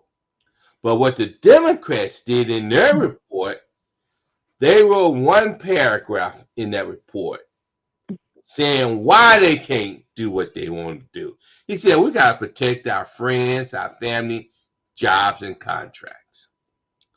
That one paragraph became more important to those Democrats than saving this state. And so now that I don't want to cut you off, Mr. Travis, but now that we know all this, right? Because we know this, I'm listening to you guys talk, and all of you sound sincere. A lot of you sound tired. You're frustrated. You're upset. I hear you and I feel you. Now that we know this, what do we do about it, and what are our options? Because we know this. Why are we still talking about it? Now is the time to act. And the only two options I see there is that you guys have is to try something new, something different, because the Democrats are not doing what you're telling them to do, or you make them do it. Well, that's what the speaker told me to my face. I don't see how you can make them do it. I don't see how you can make them do it. Okay, so then, you put somebody else in there that's gonna do it. Get rid of them. No, I think. Well, see, I think that's, and so when you say what the options are, right? I think you're right. One option is, if you still want to vote Democrat, and if you believe that a different person will make a difference, then you will go in that direction. But okay, but if you understand that that party does not represent what you believe.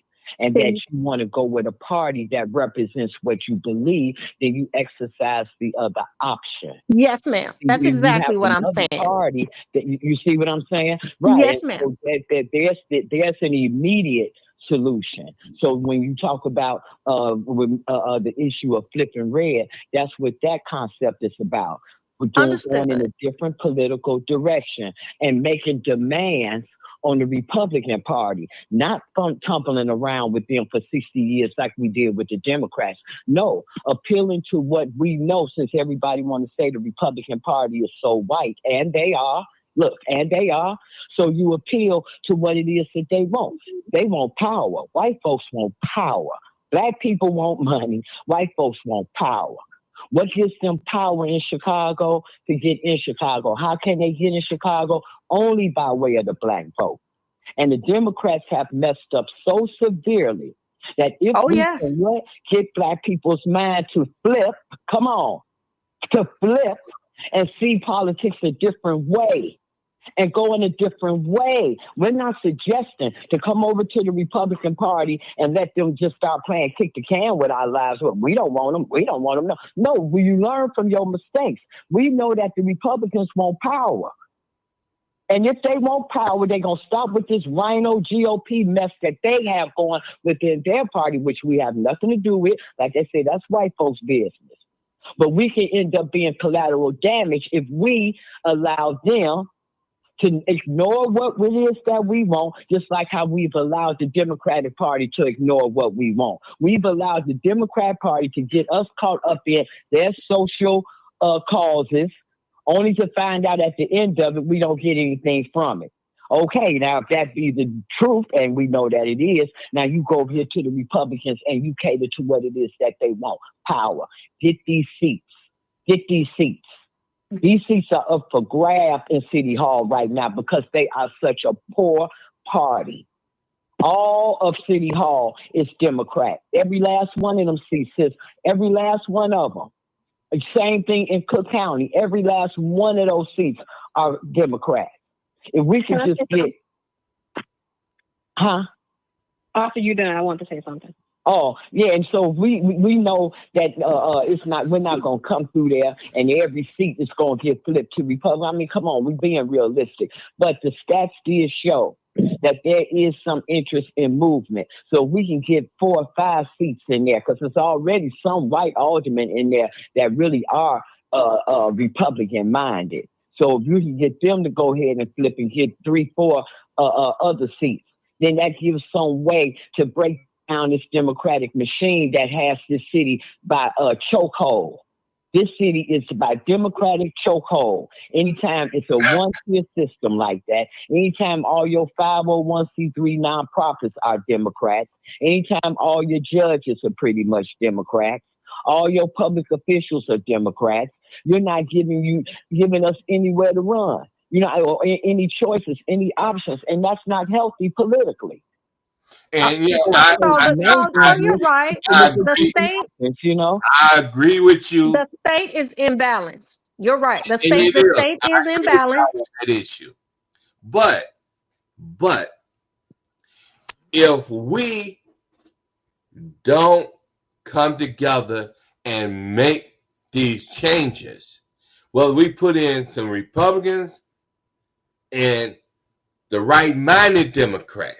That's the key too, because we do need a balance in Springfield. Mike Madigan ran Springfield. You need a balance locally too. You need a balance in City Hall and in the Cook County Commissioner Board too. That doesn't need to be need a balance. Democrat either. The entire state is imbalanced. That was the first thing I saw. Yeah. Yes, the entire state is imbalanced. You need a balance. Mm-hmm. You don't have a balance. Okay? So I agree with your mindset and the concept, but I also agree that if we don't hold these Democrats to the fire, then shame on us. And that's true for those to the young lady that was just talking. But hold it, Miss Jessica. Let's hear from Keita. Miss Keita, come on. Miss Jessica, you're making a lot of good key points here, but there's one thing that I really want you to keep in mind. I want you to move a little bit more strategically in what it is that you guys are trying to do. A reason I say I want you to move more strategically is because you just said out of your mouth how stronghold the Democrats have the city and the state. So keep that in mind, that you got to move a little bit different, right? So organize smoothly and sharp, and have all your ducks in a row. So when it's time for you guys to make that change, or for election to come up, the people get what they want and the change that it is that they're looking for. Because I can't run. I can't. I have 4 years to retire from the military before I can do anything.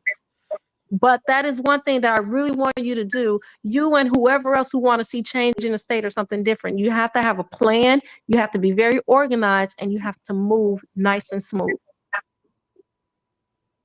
Okay. Okay, can I say something? Yeah, go ahead, 900. Go ahead.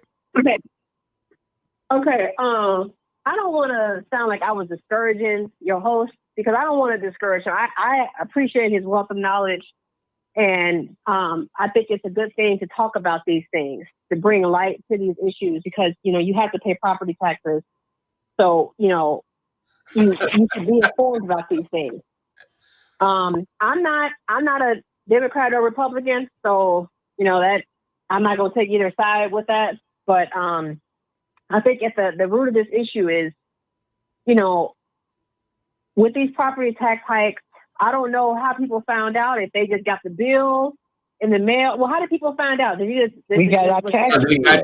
We got our tax Hey, bill. look, Okay, I've been out here fighting for 5 years about these taxes.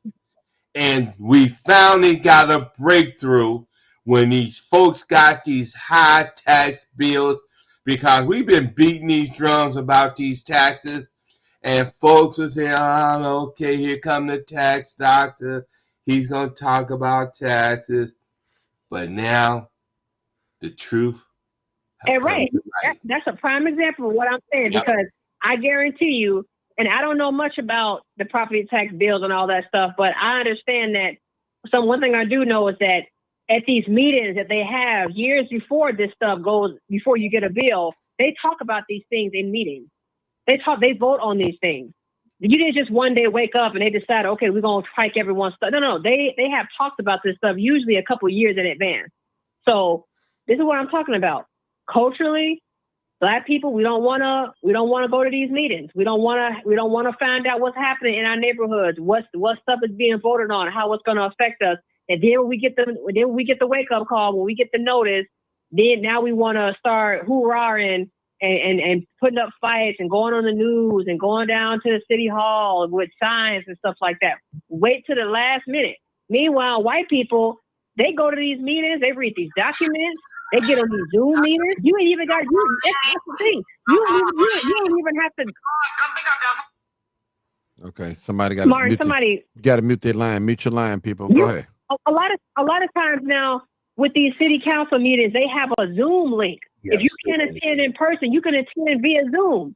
So there is just no excuse nowadays why we're not involved. And this is the same thing with the immigrant crisis, like Martin said, and like I got on there and said, I think I was the first one who said it when this whole immigrant stuff first started. I got on this live and I said, Black folks didn't start caring about this immigrant stuff until they found out they was getting something that they couldn't get. That's the only reason. When they found out them immigrants was getting resources, they got upset. They said, well, what about me? How they gonna get them something, not give me? Otherwise, they weren't even caring about that. They was not caring. But when Martin said, oh, they getting all this money in food stamps, they getting housing downtown and all this stuff, that's when folks started getting mad. But see, you didn't care about this stuff when it wasn't affecting you. But now that it's in your backyard, now you want to speak up. But you know what? It's too late. It's too late because like this man got on here and said, and I already know this, you can attest for an appeal, but that doesn't mean you're going to get it. And if you do get it, it's only going to be for like a couple years, 2 or 3 years. And then you're going to get assessed again. Eventually, if they want to go up on that tax, they're going to go up. And eventually, the next time you try to file, they're going to deny that claim. And you're going to have to pay those taxes or you're going to have to sell. And I'm going to tell you this, don't be surprised if in the next year, start next year with these property taxes getting ready to go up, don't be surprised if you start seeing these billboard ads, these signs in the ground talking about we're gonna pay, we'll give you cash for your house. These folks coming door to door saying we'll give you cash for your house, and you know a lot of people when they get those bills and their property taxes and went up 150%, and they trying to figure out how they're gonna pay it, and they're on a time crunch. You know they're gonna sell, and you know what's gonna happen when they get those houses, those investors. That's when the gentrification is gonna come in. That's when you're gonna start seeing a Whole Foods. You're gonna start seeing a Starbucks. You're gonna start seeing the grounds, the businesses. When the businesses are gonna change. You start seeing these little sandwich shops. Stuff is gonna change. The apartments, the houses, gonna get bigger, more updated. Stuff is about to change. So my advice is, this is a long time coming because Inglewood is in terrible shape. Everybody knows it. Even people who live outside of Illinois know about Inglewood. Okay, everybody knows about Inglewood and all these other high crime, predominantly Black neighborhoods. Something has to be done. And just like what they did with Cabrini Green and these other projects, the same stuff is about to happen to these high crime areas. And you know what? Good for it, because we could not let Cabrini Green continue in the way it was. Okay, something has to be done about that. And something has to be done about Inglewood also, even if it means people got to move out, because so many people are getting killed. People are afraid to go over there. What about the innocent people who can't send their kids outside and stuff like that?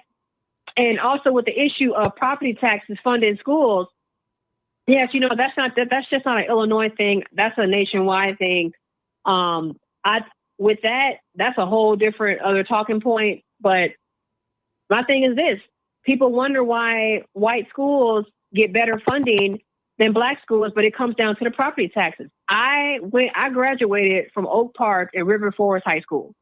And before that high school, I went to Roll Clark right there on Chicago Avenue, right down the street from Orr, a couple blocks from Orr, if y'all know where that is. And I would tell you, while Roll Clark was a good high school compared to Oak Park, and it's not that far from each other. Just straight shot down, it's really not. Maybe about a 20-minute drive down Chicago Avenue and you in Oak Park.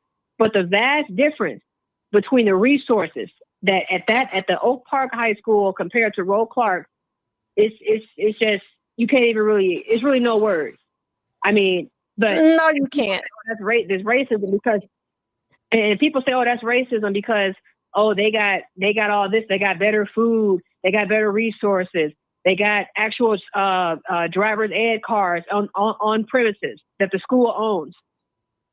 That it comes down to resources. Those parents and those people in that neighborhood, middle to upper middle class people, especially in River Forest, they pay more in taxes. They also demand more. They also go culturally. They are also going to show up at these meetings and they're going to demand stuff from their city council, the people who they know work for them. They pay their salaries. So, I mean, it's just, I don't think it's a racism thing. It really just comes down to resources, but this spins back around to what I said earlier. This is a cultural problem. Until Black folks get it together and stop with this jealous mentality of one another. We have a hatred for each other in our community. We don't want to see our own family members thrive. We don't want to see each other thrive. And like Martin always said on this show, we don't want to see Black businesses thrive. I've seen so many times on social media, people come on there and bash a Black business and small Black business because they did them wrong or they thought they did them wrong or even a simple misunderstanding, because we all know the Black community communication skills is severely lacking. It's just, it's diabolical how the communication skills is just not there. A simple misunderstanding will cause somebody to just in our families too. We don't know how to communicate. And so all this stuff put in one big pot, it produces what we see today. It produces the wayward children that we're seeing today that's robbing and stealing and killing each other. It produces the type of communities that we see where we can't even pick up the trash in front of our own house. We ran down the street. We get done eating at McDonald's. We throw the whole bag out the window or open the door in the parking lot and put it down on the ground and drive off. All that little stuff, the little stuff adds up to the big stuff. And so when we can't get the little stuff right, how do we expect to come together on a big issue like this and band together and get some changes done. It's not going to happen. But the bigger reason why it's not going to happen. Black people don't have resources. Look, you can do all this other stuff. You can say all this stuff, but at the end of the day, if you don't have resources to come together and demand stuff, that nothing's going to happen. All this little hoorah, social media posts coming down, screaming and hollering at the city council while they sitting there. Wait. No, wait a minute. Because at some point, it becomes offensive to people who actually put work in. It's more to come. Wait a minute. No. Wait a minute. Because you're talking about something that some people do actually know about. Okay. You know what I'm saying? Some people actually do know about some of the things that you were talking about. So when you say certain things that are incorrect, then, you have to give way for it to be corrected. So when you say it doesn't do any good to come down to to run down to City Hall and holler on the mic. Well, clearly it does, because it got the attention of the President of the United States of America. So clearly, it ain't only get his attention, it got folks' attention around the country. Please let me finish. Because the point that I'm making is the solution is never going to be that everybody moves the same way. The best that we can, quote unquote, hope for is to find a common thread in something that everybody agrees with. Because there's never been a time in history when everybody moved the same way, because everybody's different. So if you look at, for example, let's take the 50s or the 60s, where everybody, all Black people at that time, could pretty much agree that they wanted to get out of Jim Crow and segregation. Everybody, all Black people at that time could agree with that, because that was something that all Black people were subjected to, no matter what, no matter your class, no matter your complexion, your sex, your level of education, religion, you were subjected to that. But different people dealt with how to come out of it. You had King, who had a nonviolent movement. You had the Nation of Islam that taught self-defense. You had the Black Panther Party that taught, what they taught about sufficiency in your communities. You had the churches that played the part that they played in, all agreeing not how to get there, but the necessity to get rid of Jim Crow. So here it is today. No, everybody is not going to agree, going to come together and agree that we should go the same way, the same method.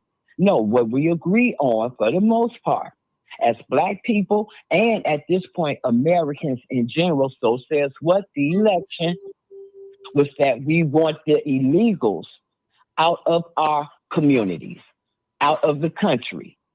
That's what the voting polls showed, and that's what the people say. And that's what we're seeing happen right now. Now, some people feel this way about it. Some people feel that way about it. But I think that everybody's efforts help to move the needle. I might have be of the mindset of, I don't see what's sitting on the internet, hitting thumbs and likes got to do anything. That ain't doing that, but for a population of people, it is. For a population of people, it is. It may not be my method to make change, but for a population of people, it is. The same thing with people going down to City Hall. Because what you all don't know is that our efforts go way beyond just going to City Hall. That's how we started out, going down there, looking for help and petitioning for help because they were stealing our property. And we are still doing it too. Illegal immigration was only one way. The illegal immigration was just another way that they were getting us out of our neighborhoods. But I saw it by way of probate. Like Zoe saw it by way of eminent domain. And we were coming down there for that, only to realize that we couldn't get any help because everybody down there was Democrat. So everybody down there is in favor of illegal immigration because that's what that party supports. From being in those meetings, that's what we know for sure, that they do not stand up. The black ones, white ones, Hispanic ones, Asians, none of them ever stood up and said that they wanted to stop illegal immigration. None of them ever stood up and said, get them out of black people communities. And none of them did. None of them. Which is why we start saying we needed help from the federal level to help us, because on the local level, we weren't getting any help. No, there were not tons of white people. There do not be tons of white people going down to City Hall fighting for what it is that they want. No, it's not.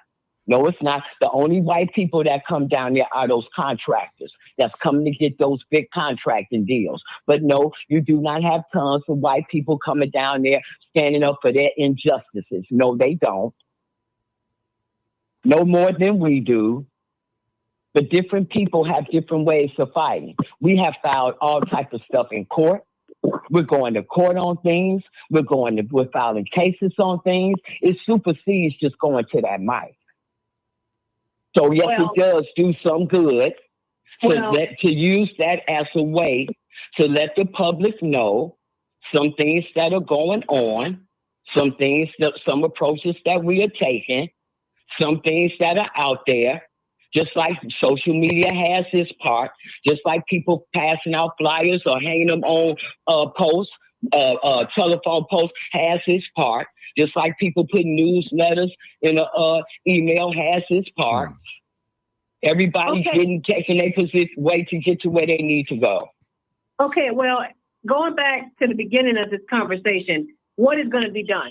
Because the point of this man coming on here was to try to educate people on how they can basically, really all you can do is defer the tax hike, because you're not going to get rid of it. It's not going to go away. You can defer it. Well, this is what's going to happen. This is what's going to happen. December 16th, we was told by Maria Pappas that you do not have to pay the tax bill on December 16th. You can put in for a payment plan. Now, you instead of 18%, you'll be now paying 9%. Former Governor Pat Quinn put out they want a 3% referendum on the ballot to tax the rich. Our position is twofold.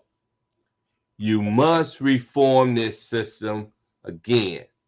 You can put a referendum out there, pass it, but if you don't consolidate these units of government, you don't get the schools off the property tax system.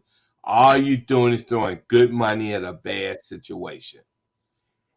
And the only property tax relief we're going to get is by banding together and telling Springfield we want the schools off the property tax system. If Indiana can do it, we can do it. Same thing with the pension crisis. Let me say this: Who funds the school? Who funds the schools in Indiana if they don't fund it by property taxes? They fund it through the general fund. That's how they do it. See, you have to understand. Listen to me. It's the policy. If you take and you get more money statewide to fund education than you do pitting rich community, property tax rich community versus property tax poor communities. That's why our babies get a Volkswagen type of education versus the Rolls Royce type of education they get from New Trier. To make it fair, you take it off the property tax system and you put it in the hands of the state, because they can raise more money statewide than what we can do in our poor Black communities. That's why we support property tax reform. We support getting the schools off the property tax system. That will save all of us all of us a 61.5% property tax cut off the bat by making that transition. Well, property taxes should really be abolished, because if you own the property, in my opinion, you shouldn't have to pay taxes. But I know that's a different conversation. Well, I mean, you're hitting the nail on the head, because if you look at Article 9, Section 1 of our state constitution, who's supposed to raise revenue in the state of Illinois? The General Assembly. They're the only taxing body in the state that's supposed to raise money and send money back to the local units of government. If they would have done that, stuck to their guns back in 1970, we wouldn't have half the problems we got today. They didn't do that because they didn't want to roll up their sleeve and go to work to make this system work the way it wanted to work. But classism, racism reared its ugly head at the 1970 convention that made them kick the can down the road on why this. First of all, states should be funding education at 100%, and that's by looking at Article 10, Section 1 of the Illinois Constitution, where education is free, grade K to 12. Education is free. But because they decided to pull a fast one and let property taxes be used to fund education, it created a major wedge between the poor community and the wealthy community. I have a question real quick. Whatever happened to the lottery number? The lottery said that they was going to give so many dollars to the public school system. I don't hear anyone talk about that anymore. What, can somebody explain that to me? Yes, the lottery, when they brought the lottery into existence, they sold it to us as a form of helping. It was a supplement to the educational fund.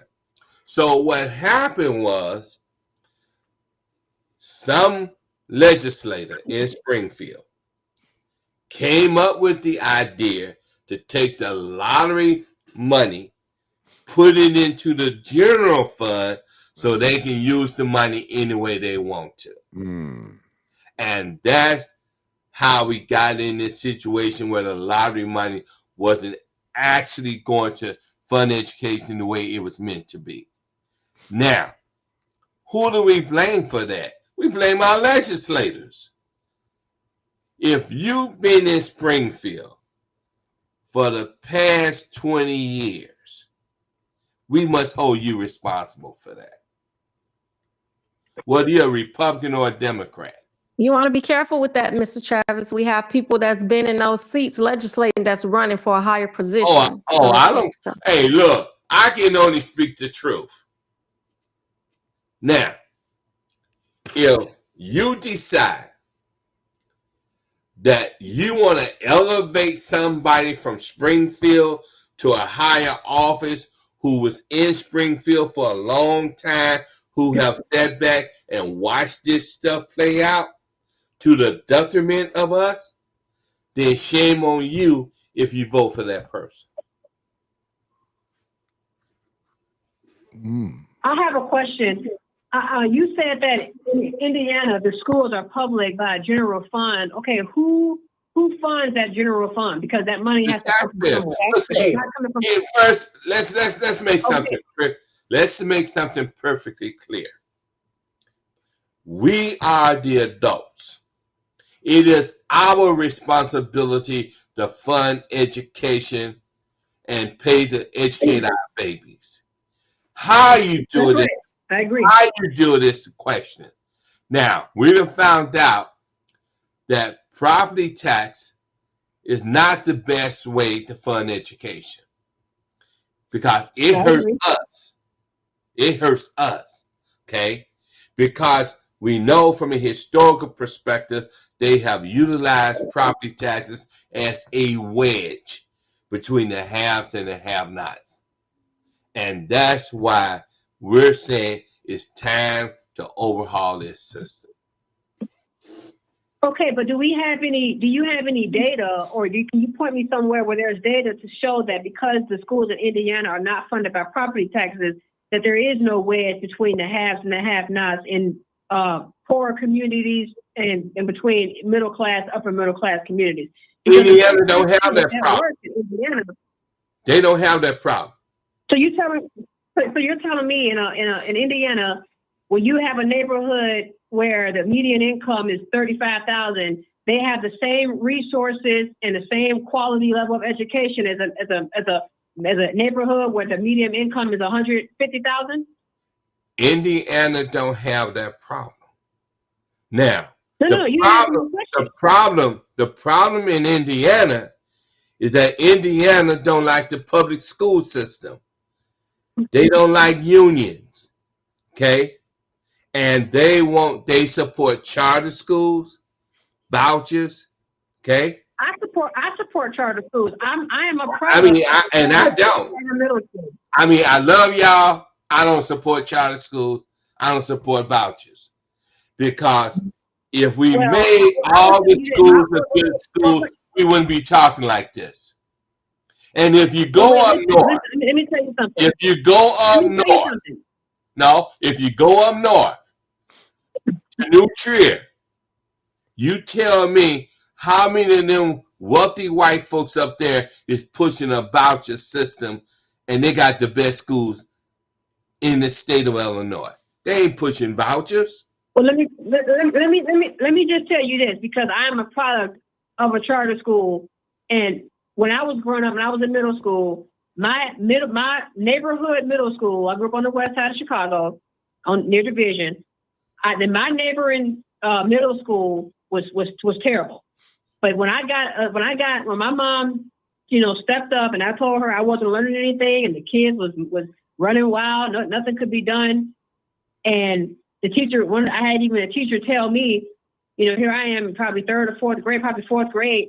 She's telling me, I don't care if you learn or not. I already got my education. I've heard that before too. So I got out of that school and I went and I got into a charter school. Yes, there was a lottery system. I was selected for the lottery. And I will tell you that my education, it changed 100%. There was structure, there was boundaries, there was rules, there was actual learning being done, and it really changed my life for the better. Had I stayed at that neighborhood school, there's no telling what my life would be like today, because that middle school really, really was a pivotal point in my life. Now, I can't speak on all charter schools, but I am a huge proponent for charter schools, because I am a living example of one. We got my kids are in a charter school. We got over 20 years of history on charter schools, and then I found out most of them don't work. Well, you said most. I can't speak. I don't know which ones you're talking about, but the region, because there's more than one that I went to. They're nationwide. They had nothing but good statistics that have been shown. So I think what it boils down to is for Cook County. One thing we do know is that there's a huge mismanagement of funds as far as education, and then two, the quality of the teachers, which is what the young lady just spoke about. The quality of the teachers matters most. To tell a kid I already have mine, that's not acceptable. My kids were rooted and educated in Japan. They've been in American school now for I think 2 years now, and I tell you, there's a huge difference in the teachers' performance and how they go about teaching the kids. I know I asked my kids, what did they miss most about Japan? And one of the things that they had missed most was they like how they made education fun, which is something that they really don't do here. They get recess they really didn't get in Japan. Two, they did not have janitors in Japan. My kids would take turns cleaning the school. They were responsible for keeping the schools clean.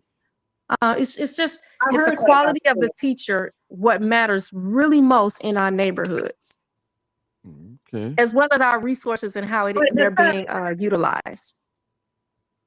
But sir, I do want you to answer the question though, because you never answered it. I said, if that system works in Indiana, can you point me to some statistics on, if a neighborhood with a median income of $30,000, they're getting the same resources, the same quality education as a neighborhood with a median income of $150,000. You're telling me those kids, because the schools are not funded by property taxes, you're telling me that those kids are getting the same top quality education with the same top resources, up-to-date computers, books, classrooms, all that stuff? From what I've heard, okay, that's the way it's supposed to be. And if we did the same thing in Illinois, use the general fund to fund education, that would level the playing field for our babies. Okay, but you if it wasn't even if the money wasn't coming from property taxes and it's coming from taxes, we know that lower income people pay lower taxes. So it's still going to be some inequality there. The point is this, my sister. When the state has control over the resources, they can bring in more money statewide, going to the educational bucket, and that bucket is supposed to have fairness, equity, and equality in that bucket, so that all the babies are getting a good education. That's the operative word, supposed to. Right, but that's the way it's supposed to. Sir, we already know. Sir, we know that when you're dealing with people who have more money than those who don't, the people with more money are going to get the better resources. That's just the way it is. That's only if you have this type of system we have in Illinois, where you're pitting the rich community versus the property tax poor community, and the resources ain't the same. But if the state raise all the money, then the state responsibility is to make sure all schools are good schools. And that's the problem we have today. I know with Indiana being a pretty poor state, people don't look at Indiana very highly. But I'm looking at their policy. I'm looking at their policy. I'm curious about this because Indiana is one of those states where a good number of people who live in Illinois choose to work in Indiana and commute back to Illinois because it's cheaper. A lot of people also go to Indiana to get certain things and to come back here and sell them because it's cheaper. So is that just the sales tax that's cheaper? And I'm just trying to understand. Property taxes are cheaper in Indiana. That's why everybody's trying to move over there. And the reason property taxes are cheaper is because the public officials on the state level took the position that if you got the state funding education from the general fund bucket, that means property tax is going to be low. And that's why they have low property. Okay, if the property taxes are low, but you said that the general fund funds the public schools, then does that mean that the income taxes are higher? Because I'm trying to figure out where is the makeup. They get the money from the income tax system over there and from sales taxes, everything comes by way of the state. And then they get their money from the federal government. And Hawaii been using their general fund since 1970 to fund their schools, and they one school district. Okay, but sir, I have one thing to say. 900, submit for a minute. Let me hear Miss Keita. Come on, Miss Keita. I have one thing to say, because you guys are going back and forth about Indiana and its ranking. So this is one thing that I do know. When I did the report cards for Illinois, because our kids, are struggling to read and write and master math at grade level, right? I did the wealthy areas, I did the poor areas, I did down South Peoria, I did Oak Park River Forest, I did Winnetka, Wilmette, Highland Park, Lake Bluff, I did Shanahan, I even went inland to Paw Paw, right? And it was all the same. Now, going back to Indiana, because when I met the tax doctor, I said, let me look up Indiana, and guess what? Indiana is ranked number 6 in the nation for reading and writing for 4th and 8th graders. And their education, this is public school, and their education is funded off or through the general fund. And you can find that information at indiana.gov. their official website, you'll see Indiana jumps to 6th in the nation in reading. So there you have that. Why are you confused? And say, wait a minute, and then let me just jump in and say this too. Good point, Keita. And then also when you talk about, one of you all said that property taxes should be abolished. To kind of piggyback on what Keita just said. Oh, okay, relax. To kind of piggyback off of what Keita just said. Florida is trying to do, which is again a red state, is trying to say property taxes should be abolished, especially for seniors. You're right. You also heard on the national level, Trump starting to throw that out there about the issue of property taxes, and he just like he already said that seniors should not have to pay taxes on Social Security. So what I'm saying is, some of these ideas that we wholeheartedly agree with are coming from Republican states.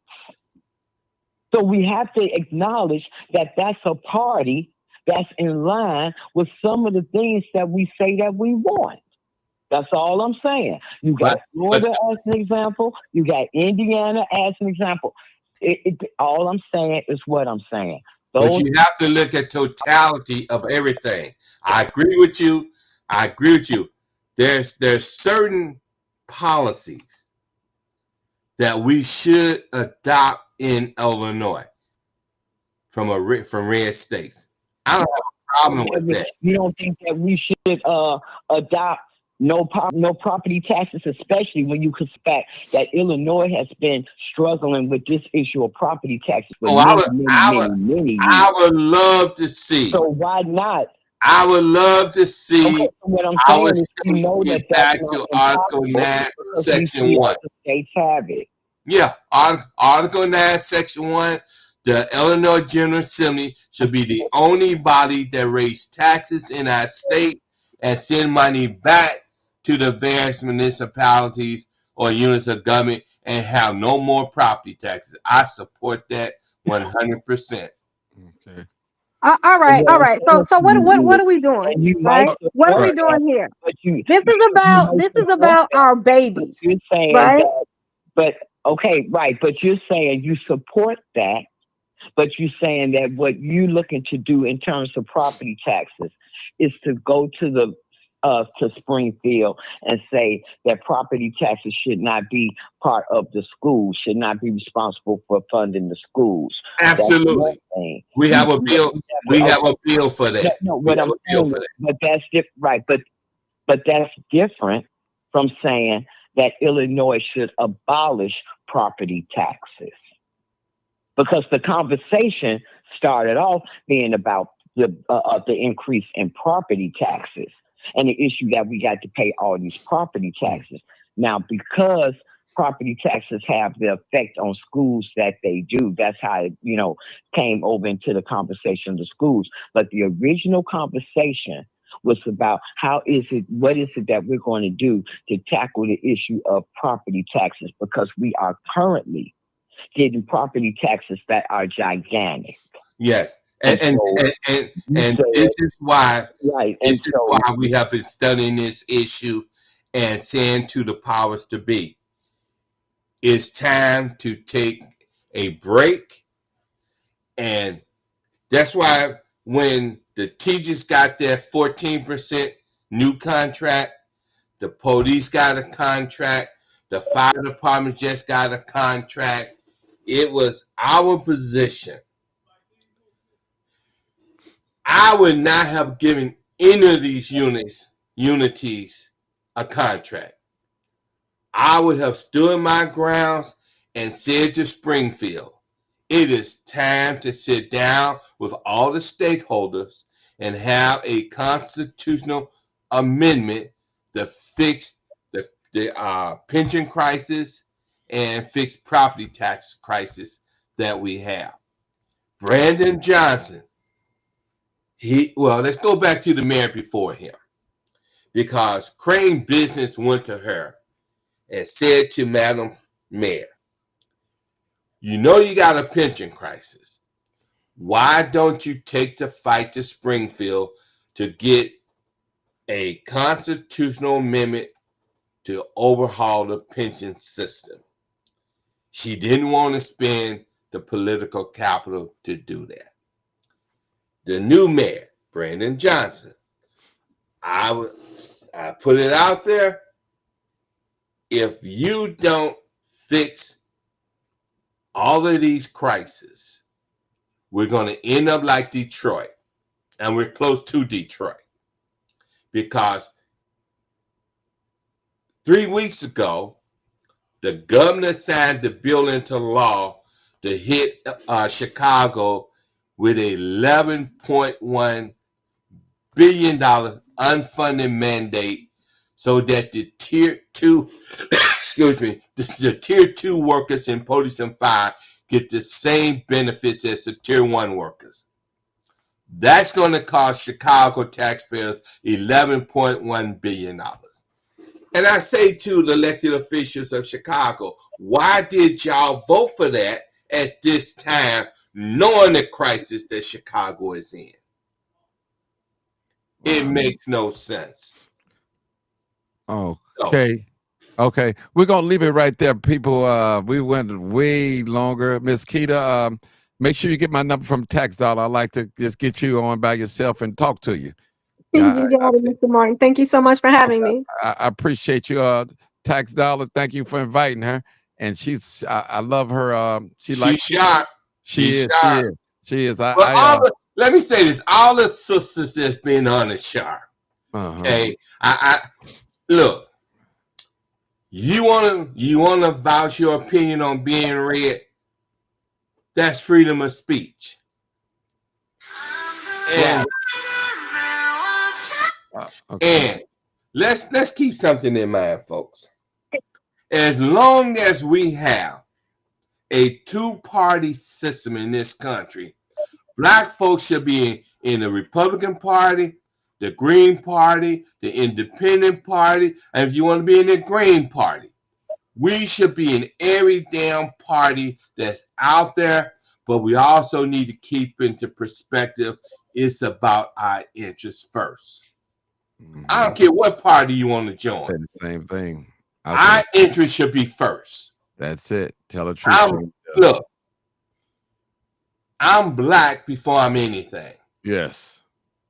I am Black before I'm anything. And believe me, other folks remind me who I am. So I don't need to be reminded by nobody Black that I'm Black, because I am Black. But I do want to be respected enough to understand I have my views, my opinion based on the life that I have lived in this state. I'm a veteran. I see how I was treated when I was in Germany. And when I got back to America, I still get some of that same racist overtone. Okay? Not because I was a soldier, but because of the color of my skin. My skin color ain't gonna change. Not at all. Now, my mindset can change because it's supposed to evolve. We supposed to evolve in the way we think. Okay? Now, we got some wonderful people that was on this podcast. We must respect each other's opinion. We can be disagreeable, but as long as we show respect for each other's opinion, we're going to be all right. All right, we're going to leave it right there. Thank all my wonderful guests. Thank you, 900. Thank you, Doris. Thank you, Tax Doctor. You did this like at a 2 hour window or hour and a half. I'm here. I'm a servant. I'm a servant. Yeah. I'm not a politician. I'm a public servant. I came into this world to serve, not to be served. Right. And I want to thank you, Miss Keita. I don't know you from a can of paint, but it was wonderful to hear you speak, to hear the research that you've done yourself. That's shows That's a bad system. Well, you know, crime chaser. That's a bad system. You give him my number. That's all I surround myself around. You know, bad people. So much. Thank you so much. And to the young lady who was really addressing Indiana and wanted to know their numbers and wanted to see the facts, once again, you can go on in.gov and you can type in Indiana jumps to 6th in the nation in reading. And those are public schools. You'll find your resources there to back up what it is that the tax doctor was saying. Okay, thank you. Thank you, Makita. Okay, Nana, did you say anything before I leave? And I want to hold on, 900. Okay. Hold on 1 second. And see, I had a show last night, Tax Doctor. Yes. And it was like an open forum, and I asked people, what is it that they want to see from this podcast? Yes. What changes? What should I do to make it better? And one of the reasons was they want to hear more from young people. And this is a young lady. She's in her 30s. Yes. She's not even in her 30s yet, but she's outspoken. You know, and sometimes, you know, there's a wedge between us older folks and the young folk. And I just got to keep it real. And one thing that I'm going to do. Yeah, you. I'm talking about you, young lady. You the youngest person on here. Okay. Yeah, okay. And one thing I want to hear more from this year is the younger people, and I want them to be voices, even though we don't agree with them. But we need to, we got them on our menu, but we don't have them sitting at the table. That's what I'm saying. Okay. So we got to bridge the gap. There's no tax doctor. You 71 years old. Yes, I am. All that information that you have, you shouldn't die with that information. You should be able to pass that information along to some person that is a protege to you. Maybe not necessarily me, because I'm not too much interested in tax things, but I like to know the truth, the information. Yeah. But so that's what I'm saying, people. We have to pass this information on. We cannot let it die. We don't want a Malcolm X effect. We don't want a Martin Luther King effect. We just don't want that. We don't want that. We don't want a Harold Washington effect. We wanted to keep going on, keep going and going and going. I appreciate you, Martin, for having the podcast and giving me the opportunity to come on and speak truth. And I appreciate you. And listen, I spoke highly. I still speak highly of you. I said this, brother. And I said, when you think about basketball, you think about Michael Jordan. When you think about golf, you think about Tiger Woods. When you think about tennis, you think about Serena. And when I think about taxes, I think about the tax doctor. Thank you so much, my brother, for them kind words. Yes. All right. Thank you, guys. You already know what it is. This is live, uncut, unedited. This is where we tell the truth and shame the devil. All right, people, make sure you guys. Thank you, everybody. Thank you, everybody. And make sure you guys share this. Please share it. Don't be calling me and asking me all these questions, because I don't have all the answers. I put tax doctor number up. Call me. Call him. Call not me. Martin Johnson. Thank you, people. Thank you. Peace out. Peace out.